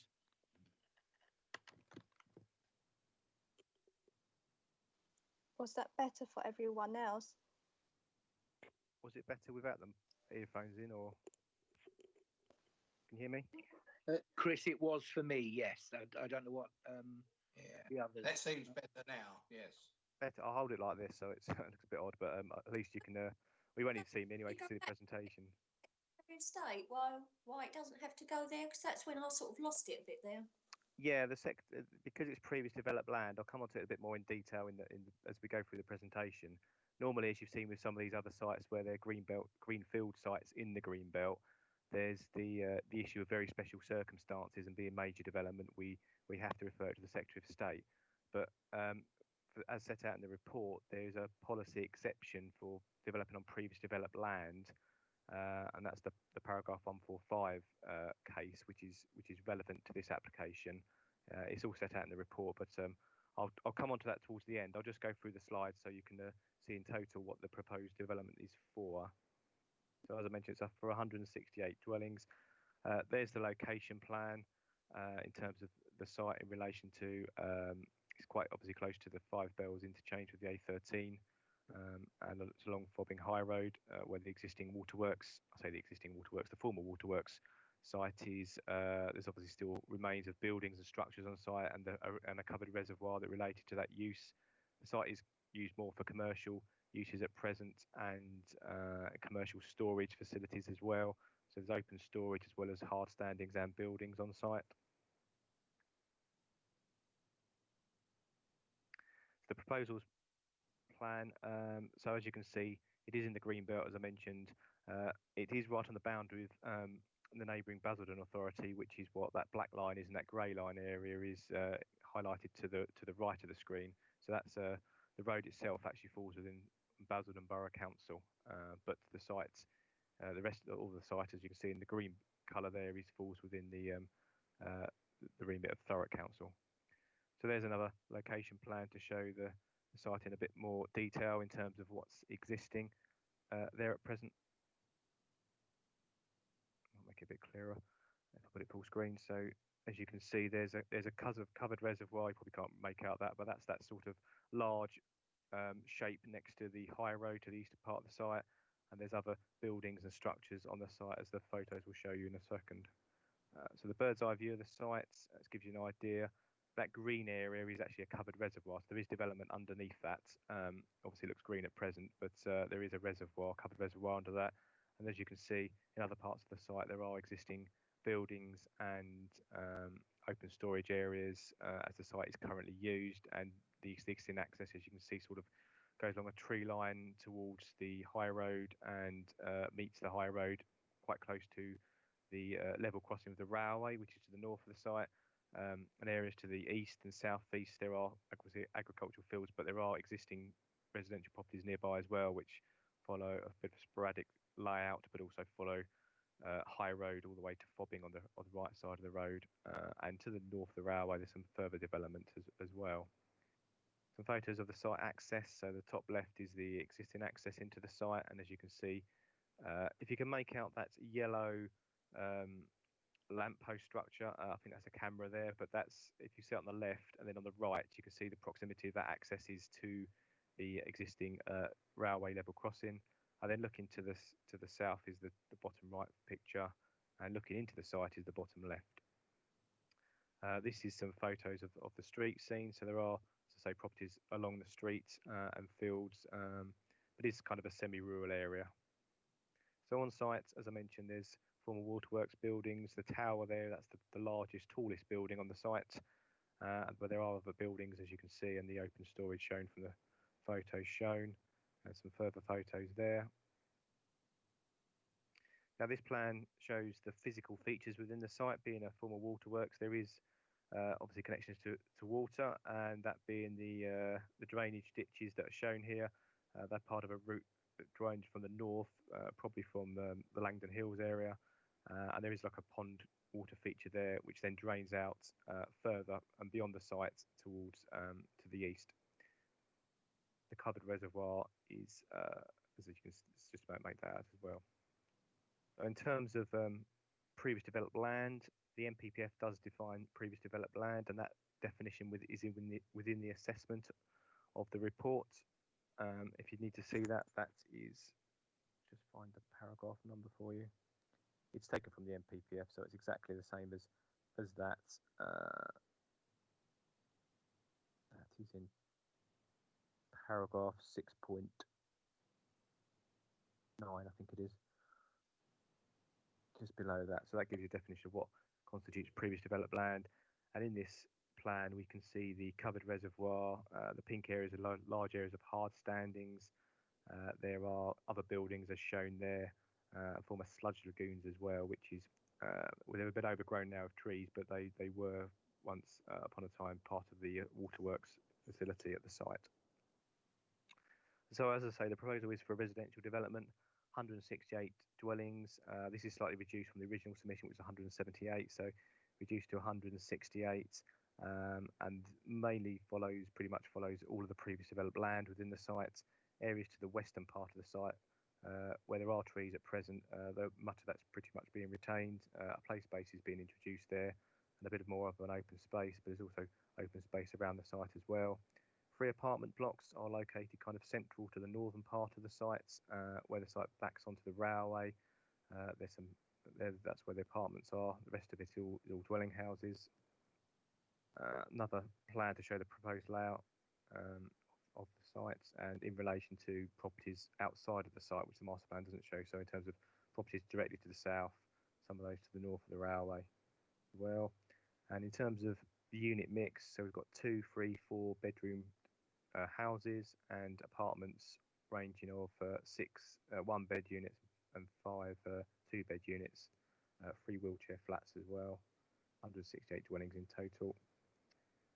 And one of the key aspects of this application I'll come on to in a moment is that affordable housing is being provided, and this is a policy compliant level, so 35% of this development would be for affordable housing. And as you can see, the purple areas shown on the plan indicate the locations of the affordable housing units, which include apartments, but also a number of residential houses as well. 3D sketch to show how the layout of the site might look in regard to the site, and obviously there's a lot of greenery shown there. Some of it's existing, some of it's obviously proposed as enhancement for the site. We've now got some elevation plans to the bottom of the page, and some CGIs which show how the development would look in terms of house types. We've got red roofs as well as grey roofs, cladding as well. That's more of a traditional sort of design approach to house building, with probably more towards Essex design sort of character rather than modern contemporary. But yeah, that's traditional approach, which is accepted in many places as well. They're the apartment blocks as well, with balconies which will have a south aspect, so they'll benefit from solar gain and things like that from a south elevation. And there's some more CGIs to show the site and the surroundings. Another one there.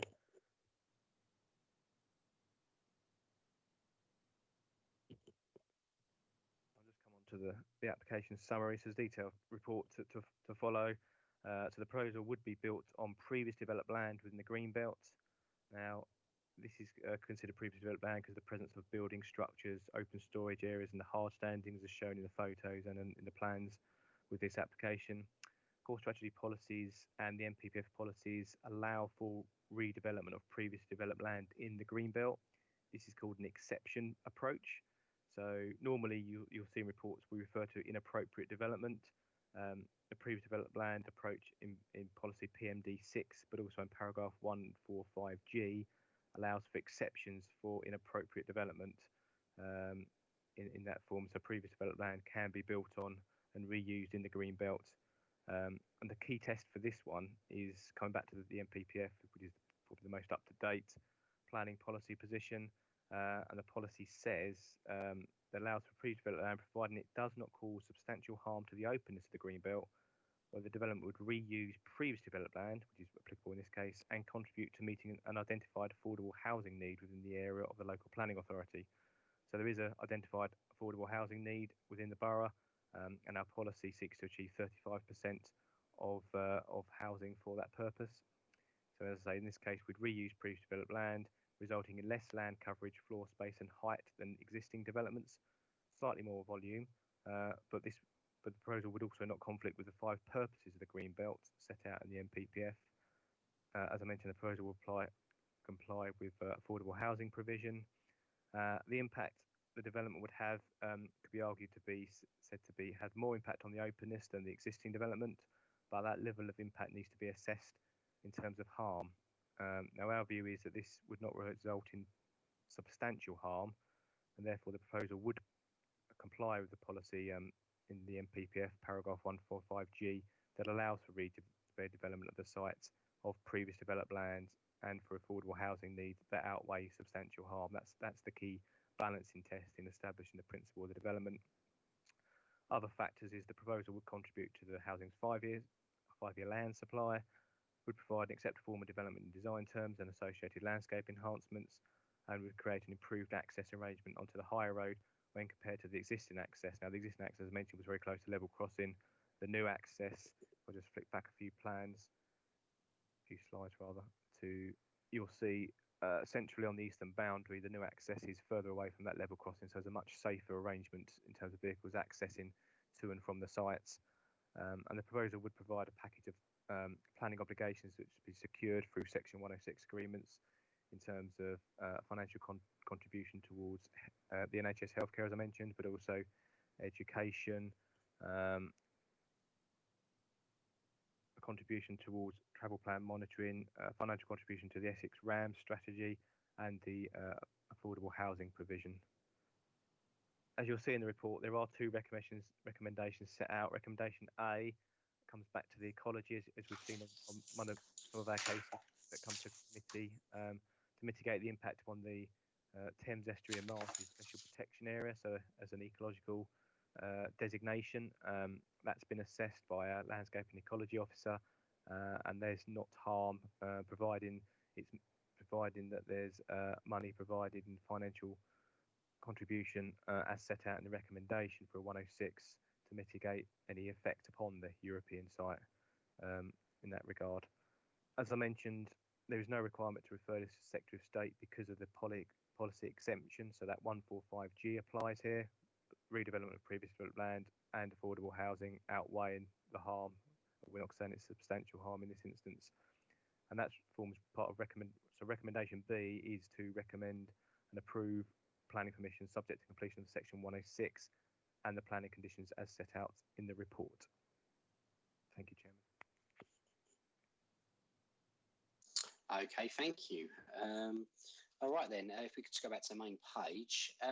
Wendy, I'm just a little bit conscious of time. What I was going to suggest is if you could read out the two speaker statements and then we could roll into questions, then debate.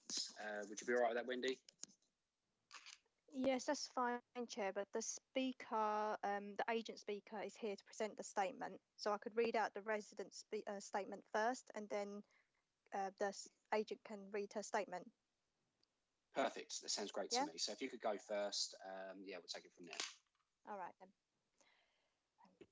So this statement of objection is from Vicky Barrett, a resident. This plan for a new village by Bellway is totally overwhelming. Far too many houses way overdeveloped. I'm in no way against progress, but this is not in keeping with the village. Not too sure if the conservation goes right up to the train tracks, but a lot of people that already live in Fobbing have to jump through hoops just to repair a windowsill.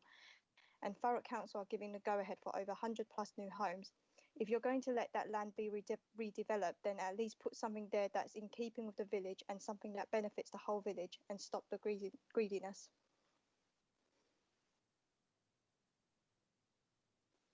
Okay, Chair, okay, that was you. that one. Okay, thank you. Yeah, excellent. Okay, so we'll go over to the agent now if they would like to present their report, and they have 3 minutes in which to do so. Good evening, members, and thank you for allowing us to address the committee. I'm Catherine Williams, the agent acting on behalf of Bellway Homes, speaking in favour of the application. Bellway Thames Gateway build over 800 homes per year across the region, including a number of successful schemes within the borough, including Devonshire Place and Arrowsdale Avenue. They have a proven track record for delivering high-quality residential schemes and are fully committed to the development of this scheme. The majority of our site comprises previously developed land. It includes buildings and a substantial enclosed reservoir. Importantly, it has permission for open storage dating back to 1993. This permits extensive use for the site for commercial operations and there are no restrictions on the hours of use. Bellway is seeking to redevelop this brownfield site to provide 168 much needed new homes, including 59 affordable homes. The new homes will range from 1 to 4 bedrooms, so there will be a mixed community accommodating everyone from first-time buyers to families and downsizers. There will be significant financial contributions of circa 900,000 towards education and health, and there are a number of substantial benefits to the local area and the borough, including the provision of play space for the use by the wider community. It will improve connections to the wider footpath network. It will incorporate EV charging points to all new houses, incorporate solar panels and reduces carbon emissions by 36% over building regulations requirements. The anticipated trip generation is lower than the maximum allowed under the existing permitted use. It will result in additional council tax income for the borough. Bellway will use at least 25% local labour and 25% local contractors to the benefit of the local economy. Bellway has developed the scheme through pre-application dialogue with officers and following feedback from the community. In response to comments raised, the scheme has been reduced by 10 units, and amendments to the design also include the creation of a more village-like feel to the scheme, including a central green space. The site is located in the Greenbelt. As such, national policy states that development is appropriate in certain circumstances. One of these exceptions is the development of previously developed land, which contributes to meeting an identified affordable housing need and does not lead to substantial harm to the Greenbelt. As detailed in your officer's report, the proposed scheme would result in less site coverage, floor space and height than the existing buildings and structures on the site, and would not conflict with the purposes of the Greenbelt. It is therefore considered that the application meets the exception test in the MPPF and constitutes appropriate development in the Greenbelt.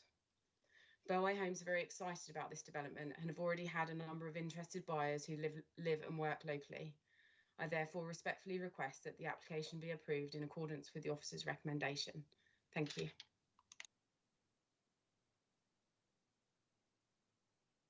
Okay, fantastic. All right then. So what we'll do now, we'll go into questions. Now there's a few hands raised here. I'll go for Councillor Salmons first, then Fletcher. Thank you. And then it's probably Steve Taylor, then Rice. But Salmons and Fletcher first. Thank you. I've noted from the plans that there's going to be a reservoir there. Is that going to be fenced? It's just that in my area, we have a pond that was there after a development, and it is a great concern to the residents because the children have a play area next to that, and it is a constant worry that kids are drawn to water, as always, and I'd be a bit concerned about that if I was living there. So what sort of barrier is going to be put there, and who's going to maintain it? My second question is the railway barriers, where there are just half barriers. Now, I live in an area that is controlled by barriers. We have a high number of trains, and even at the barriers where I am, not everybody stops. They see the barrier coming down, their foot goes on the pedal, and they go for it. So that is a big concern when I read here that you've approached British Rail or the railway providers, and they're not coming back with what they're going to do about that barrier. I just feel that a half barrier with this amount of homes would be a problem because they're very close to it. So logically, that will be their exit route. Perhaps somebody could just enlighten me about that.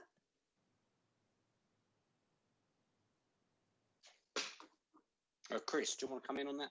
Yeah, sure. Thank you, Chair. In terms of the first question regarding the reservoir, if I can just share my screen again, that might help clarify the position in regard to that. So the reservoir is a covered reservoir that is already existing and as part of the previous developed land. So it's not a new reservoir. The proposal is would be to demolish the existing covered reservoir, clear that part of the site. So the plan shows that at the present, but then if approved, the plan of the site would look like that. So a load of housing built on the location of where the former covered reservoir is located. So that's in terms of question one. And in terms of the second question that was raised, if you can see that on the top right, there's a photo that shows the existing level crossing, and you're correct, there are only half barriers across that crossing at present, and those half barriers stop people. So if you're driving up there on the left, obviously that stops you from crossing. If people want to chicane it through there, that's done at their own risk, but that's an existing situation. We have consulted Network Rail with this application on a number of occasions, because there's obviously been some amended plans through the process. As I mentioned, it was reduced in the housing numbers, and they have not responded to our consultation responses. As we understand it, the barriers there are the responsibility of Network Rail, and if they wanted replacement barriers, they should have come back to us in a consultation response to say that is the case, but they haven't made any response to the consultation, and we obviously have to progress the planning application as it stands. And if they haven't provided any response, we're taking the view that they haven't really got any concerns over that. Otherwise, they would have made some comments and potentially asked for barriers that would have been barriers that cross the entire road, which could have been reasonably asked through part of planning application mitigation measures if that was considered necessary from them. But they haven't, as I say, provided a response in regard to the barriers. So if you are determining this application, we are determining the application as it stands with the arrangements like it is with those half barriers. I hope that helps. Yeah, I get your point that Network Rail are not sort of coming back to you, but I live right near a crossing and see this on a daily basis. Personally, I don't think that's a safe place to put that large number of houses, because even kids walking, when you've got double barriers, when there is an issue with the railway, such as an accident or whatever, and the trains are stopped and the barriers come down, people jump those barriers. And this is something that I regularly take up with Network Rail. And we can be sitting here for several hours waiting for them to respond. So I can understand that they haven't responded, because even when we're all trapped, they're not that quick. So for me, that is a very big concern. But thank you for your comment. Okay, thank you. Was that yourself next, Councillor Fletcher?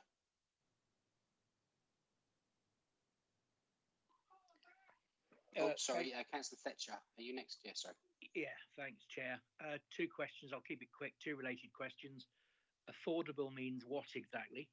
And how many of that affordable housing is actually going to be social housing?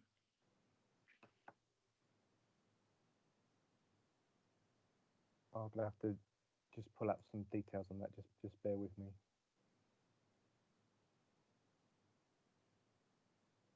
I mean, to be specific, I know what affordable means in terms of the national definition, but I'd be interested to know what Bellway's own definition of affordable for this development is going to be.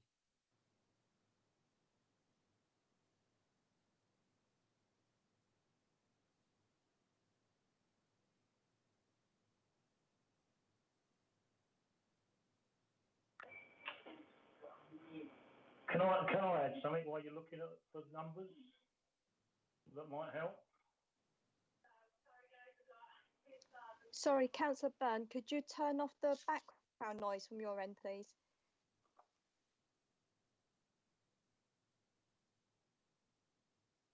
Okay, so while Chris is looking into that, obviously other people are waiting. What did you want to add there, Councillor Byrne, that you think might be helpful? We're talking about the prices. The range of prices there are 325 to 570, which would mean If you're not on affordable list, you're looking at 32 grand entry fee and 80 grand joint salary. If you look at affordable, you're looking at a 24k deposit with a 70 grand salary. So if that's affordable, then it's affordable. But you're looking at £500,000 houses on here, and what they call the cheap ones, 325. So make your own mind up if that's affordable or not, really.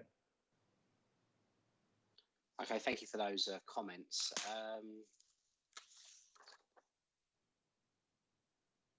I mean, £500,000. I don't know. I wouldn't have thought so personally, but I don't know. If you're looking at the higher end of the scale, maybe the 4 bedrooms, yeah. But obviously, it's a mix.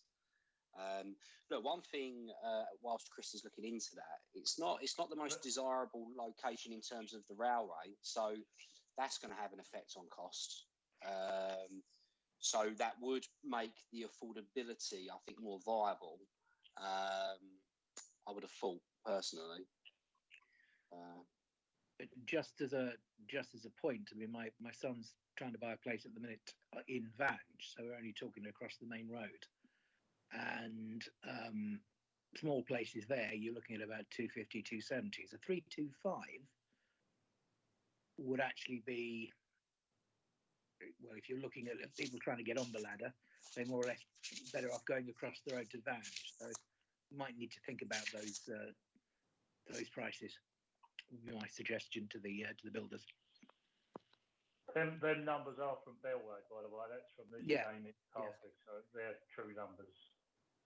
And the second half of the question, obviously, was how many of the is there any social housing planned, or is it all private housing? I mean, I would have thought it's private. I mean, affordable 35% would be, I imagine, private, but maybe Chris can come in with something different. But as I said, look, it's right next to the railway line. So there's two ways you can look at it. Obviously, the people that move in there will be aware of it, but there's absolutely no doubt that will have an effect on some form of cost. It is quite remote. Some people like that. In terms of the railway crossing, yeah, there are concerns there. There is just across the road a generally quite large housing estate, and I don't think there's been any issues with that particular crossing. Chris, if you how's your research going? Yes, thank you, Chairman. I was just reading through the applicant's planning statement. So they're confirming there's 59 affordable housing units, which meet the 35% policy requirement, a mix of 1 and 2 bed apartments, as well as 2 and 3 bedroom houses, and includes also 4 1-bed wheelchair units as well. In terms of tenure, it's stated the proposal looks to comply with our own policy CSTP2, which looks at 70% social rented and 30% intermediate housing.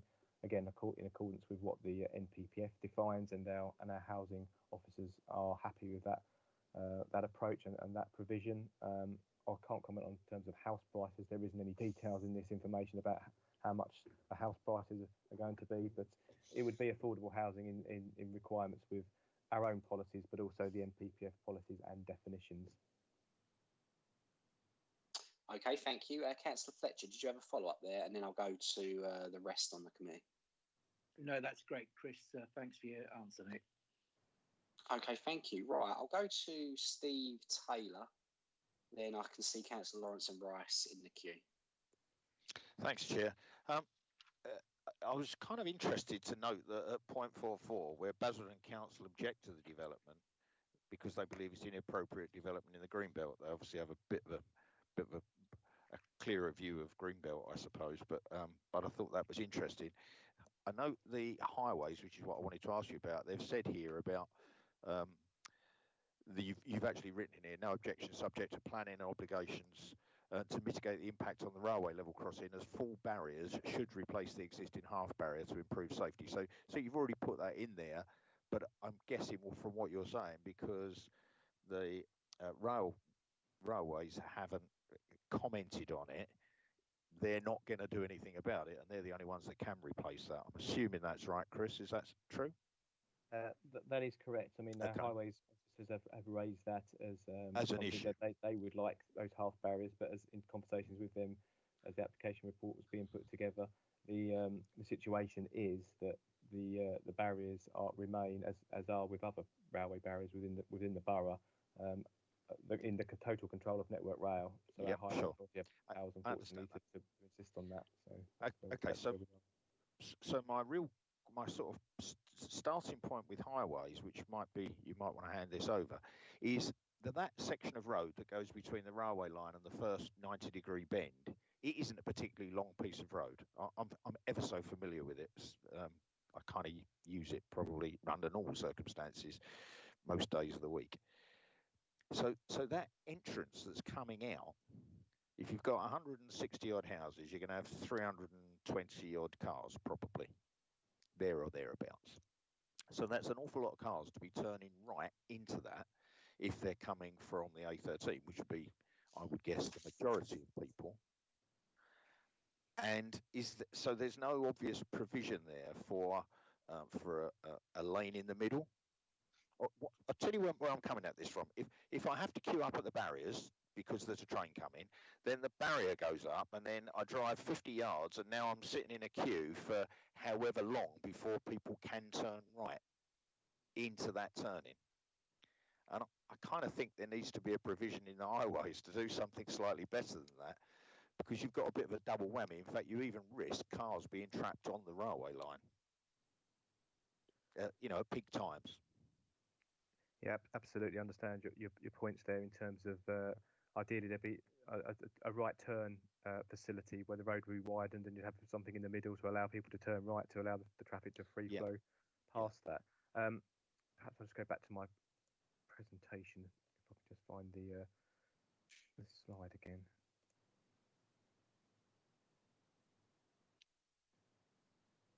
So the proposals map helps show this, and I mentioned this, that the black line there and the grey area falls outside of Thurrock. So the road itself, the high road in that part, is not within Thurrock's area. So we've got no ability to insist on any changes to that road. Yes, others are objecting to it as well, so they haven't commented either further on that. So there's a bit of a tricky position because we can't insist on any mitigation there in terms of a right-hand turn lane, which normally we would be looking for something like that to mitigate that sort of impact. But it's outside of Thurrock's powers to be able to insist upon that. So you're having to determine the application as it is, with that road arrangement as it is. But I certainly understand your comments. Okay, well, in that case, then logically, where that black line comes round and it turns at 90 degrees and goes off to the east, that would be the point to arrange the access. But again, you've got a problem with a bend each side of it. So that would be difficult. And the way the land, as you can see probably on there, there's a weir and there's a pond, part of the former waterworks. The ground level is obviously a lot lower there. There's different ground levels all around there, so it'd be tricky from that point of view. But also in terms of the bends, I suspect they wouldn't be able to achieve the visibility displays that are necessary for a junction on in that particular part. So I understand your comments. So generally, I guess the point I'm making is I can't see where there's safe access for that increased in number of volume of traffic that's likely to use it, and do it safely without it potentially backing up onto the railway line. So that's my point anyway. But thanks, Chris. Thank you.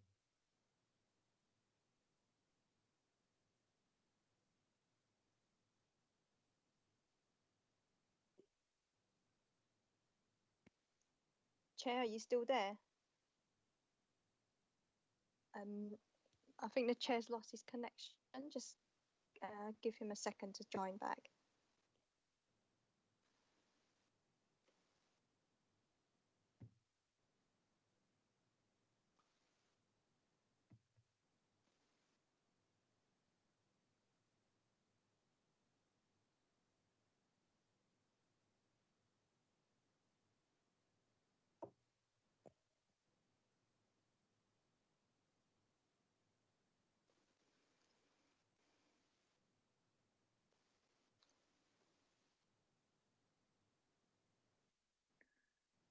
We seem to have Councillor Kelly back, but no sound off him. Oh, there we go. Yeah, apologies about that, team. I just cut off there just as Chris was ending that question about the railway line and access. Chris, could you very briefly sum up where you was getting to with that very quickly? Yeah, sure. So the road itself, High Road, is outside of Thurrock's boundary, so it falls within Basildon area. So the right-hand turn that Steve Taylor was talking about is not something we can achieve for our own powers because the road's obviously outside of our area. Then he was talking about a potential access to the south, which was in the Thurrock area, but it's very difficult on the bends there because of visibility. But also in terms of the land levels, there's a weir and there's a pond, so the ground levels are very much undulating and very difficult to achieve an access in that arrangement. So, as we stand, we've got an application where the road is without a right turn area, as the road would access onto High Road, but it's within the Basildon Borough Council at that point. Okay then, and obviously our officers would have obviously looked into that prior to the recommendation and not been concerned over that. Julian, is that something that your team has taken into account? Thank you, Chair. Well, we did. It was one of the issues that we raised concerns about in terms of the impact of the gates on queuing and in and out of the development. In terms of the actual impact of the traffic, there's actually going to be a lesser impact than potentially than the current development could actually generate. Bearing in mind, obviously, that current access is a lot closer to the level crossing than the proposed access. In terms of the number of queues, the queue lengths and whatever it is, the applicants show that the queue length wouldn't be significant in terms of their tailbacks towards the crossing or at the crossing tailing back towards the new access. So in that respect, we didn't actually find any issues in terms of the traffic generations and the queuing in and out of the development. Okay, thank you. All right then, so I can see Councillors Rice and Lawrence have been waiting patiently. I'm not sure who was first. Let's go for Councillor Lawrence. Thank you, Chair. I just want to say a few things that we all know this is a prime location. And with the 35% affordable homes what they're offering, I was very disappointed that the majority of them is going to be apartments right next to the railway track. I thought we might have negotiated and got something a bit better, considering we're talking about fobbing here and the value of the homes what they're going to achieve. Also, my second point is that I would really like to have a site visit because we've got so many issues here. We've got the railway crossing, we've got Basildon Council putting in saying they disagree with it, and I'd like to be able to go and see this site myself because I've never seen it. It's sort of so it'd be a good idea. I know we've got to wait because of COVID, but I don't think we should rush into something like this because this is a major build. We're not talking about a little few bungalows for the over 55s here. We're talking about something major. So I don't think we should rush into this. I'd be happy to second that, Chair. The site visit. Yeah, okay. Obviously, that has been proposed and seconded. Just picking up on a few comments there. You're going to, if you're going to build on the border of another borough, it's quite common for those boroughs to express their opinion, and certainly, look, if it's on Greenbelt, Basildon are not going to be happy with it. So it's important to take in what they're saying. I wouldn't sort of think, that's the silver bullet that causes an issue. I won't be voting in favour of a site visit because, looking at some of the concerns we've had recently in terms of COVID and the importance of getting these projects over the line, and we need them now, is another reason why I won't be voting for a site visit. But obviously it has been proposed, and obviously we do need to have that vote. So, and lastly, the highways team have not got no issues. I can see the concern, but if our professionals are saying there's no concern there, I would go against a site visit. So before we go there, did anyone else want to say anything before we go to the vote? No, again, I'm absolutely with Angela. It's it's important, and getting it over the line and COVID is not anything to do with planning, is it really? It's getting it right is. So over the line means nothing. No, I mean, the reason I raise that is because that's what we've used in recent months to approve projects that were against officer recommendations. So, yeah, to an extent, I agree with you. Yeah, okay, I get what you're saying, Councillor Byrne. All right, then. Councillor Fletcher, I can see your hands up. Thanks, Chair. Just to say, really, that in many ways, this is, every time we talk about some small greenbelt developments, I'm usually the one that pops up and goes, if you're going to do it, go big.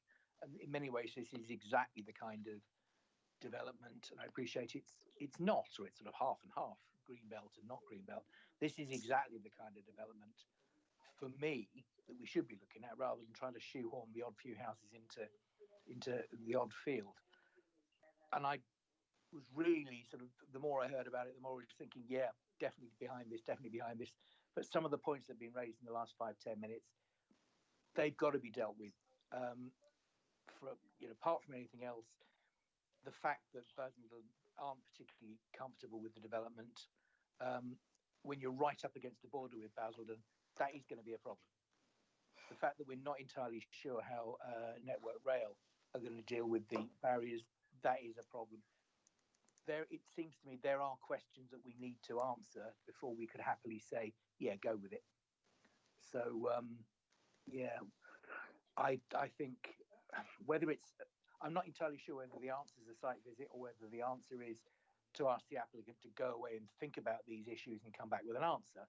But certainly as it stands, there are a few too many questions to just go, yeah, do it.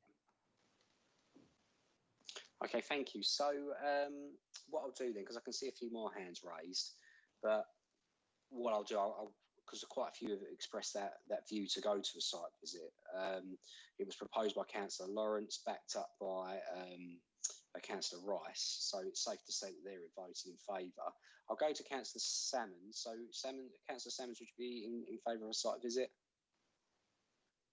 I am in favour of a site visit, but just to go back to something Steve Taylor said earlier about traffic coming onto the Fobbin High Road, because I live near a railway crossing, and this happened to me a couple of weeks back, that I was coming into the area, the gates shut, and we actually had roadworks in that road. People didn't take account of the roadworks, and 2 vehicles behind, in fact 3, got stuck with the gates coming down. One of them was just panic-stricken. One got onto the pavement. Lucky there was no pedestrians. And the other one, he was trying to back up, but the cars were still coming.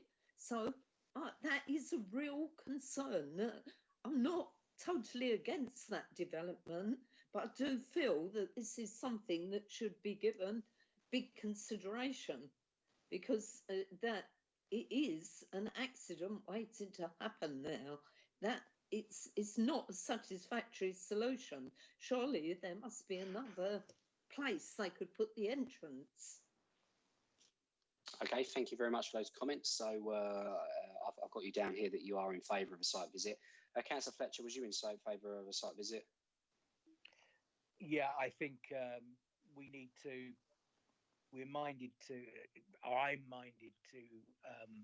I'm pro the development, but I'd like to see those questions answered. And the best way of doing that is to get over there and have a look at what the problems are. Okay. Councillor Shinnick? Yeah, I'm for a site visit because there's quite a few concerns I'd like to, have a look at over there. Thank you. Okay, and we'll go Councillor Potter. Yeah, I'm good with a site visit, thank you. Okay, fantastic. So obviously I'll stick to my original comments of against that site visit, but that has the site visit has won. So we can say that agenda item 14, application reference 20/00623/FUL will be deferred until a site visit at the earliest possible convenience. Obviously, there's been some comments raised there from Network Rail, Basildon Council, and access into the site, which I think would be helpful to mitigate the fears that members have got. I'm not sure what work can be done there in the time that we have before the site visit, but Chris, you happy with that? As chairman, of course. Thank you. Yeah, excellent. Wendy, you happy with the vote there? Yes, Chair. Okay, fantastic. Okay, then. So that is the last item on our agenda. Reference 20/00623 FUL Waterworks has been deferred to a site visit. Okay, with that, ladies and gentlemen, that is now the end of the meeting as it's the last item on the agenda. It's 11 minutes past 10. And yeah, thank you, members, for your contributions. I think we've done quite well to get through that in 4 hours. Yeah, onwards and upwards. And I don't think we've got a meeting in December. So hopefully by the time we come back in the new year, we'll have those site visits completed. And yeah, we'll take it from there. Brilliant. Thank you. Thanks, Chair. See you on the other side. Happy Christmas. Excellent. Thank Yes. you. Bye, everyone. Yeah. Good night. Onwards to 2021. Brilliant. Thank you. Thank you.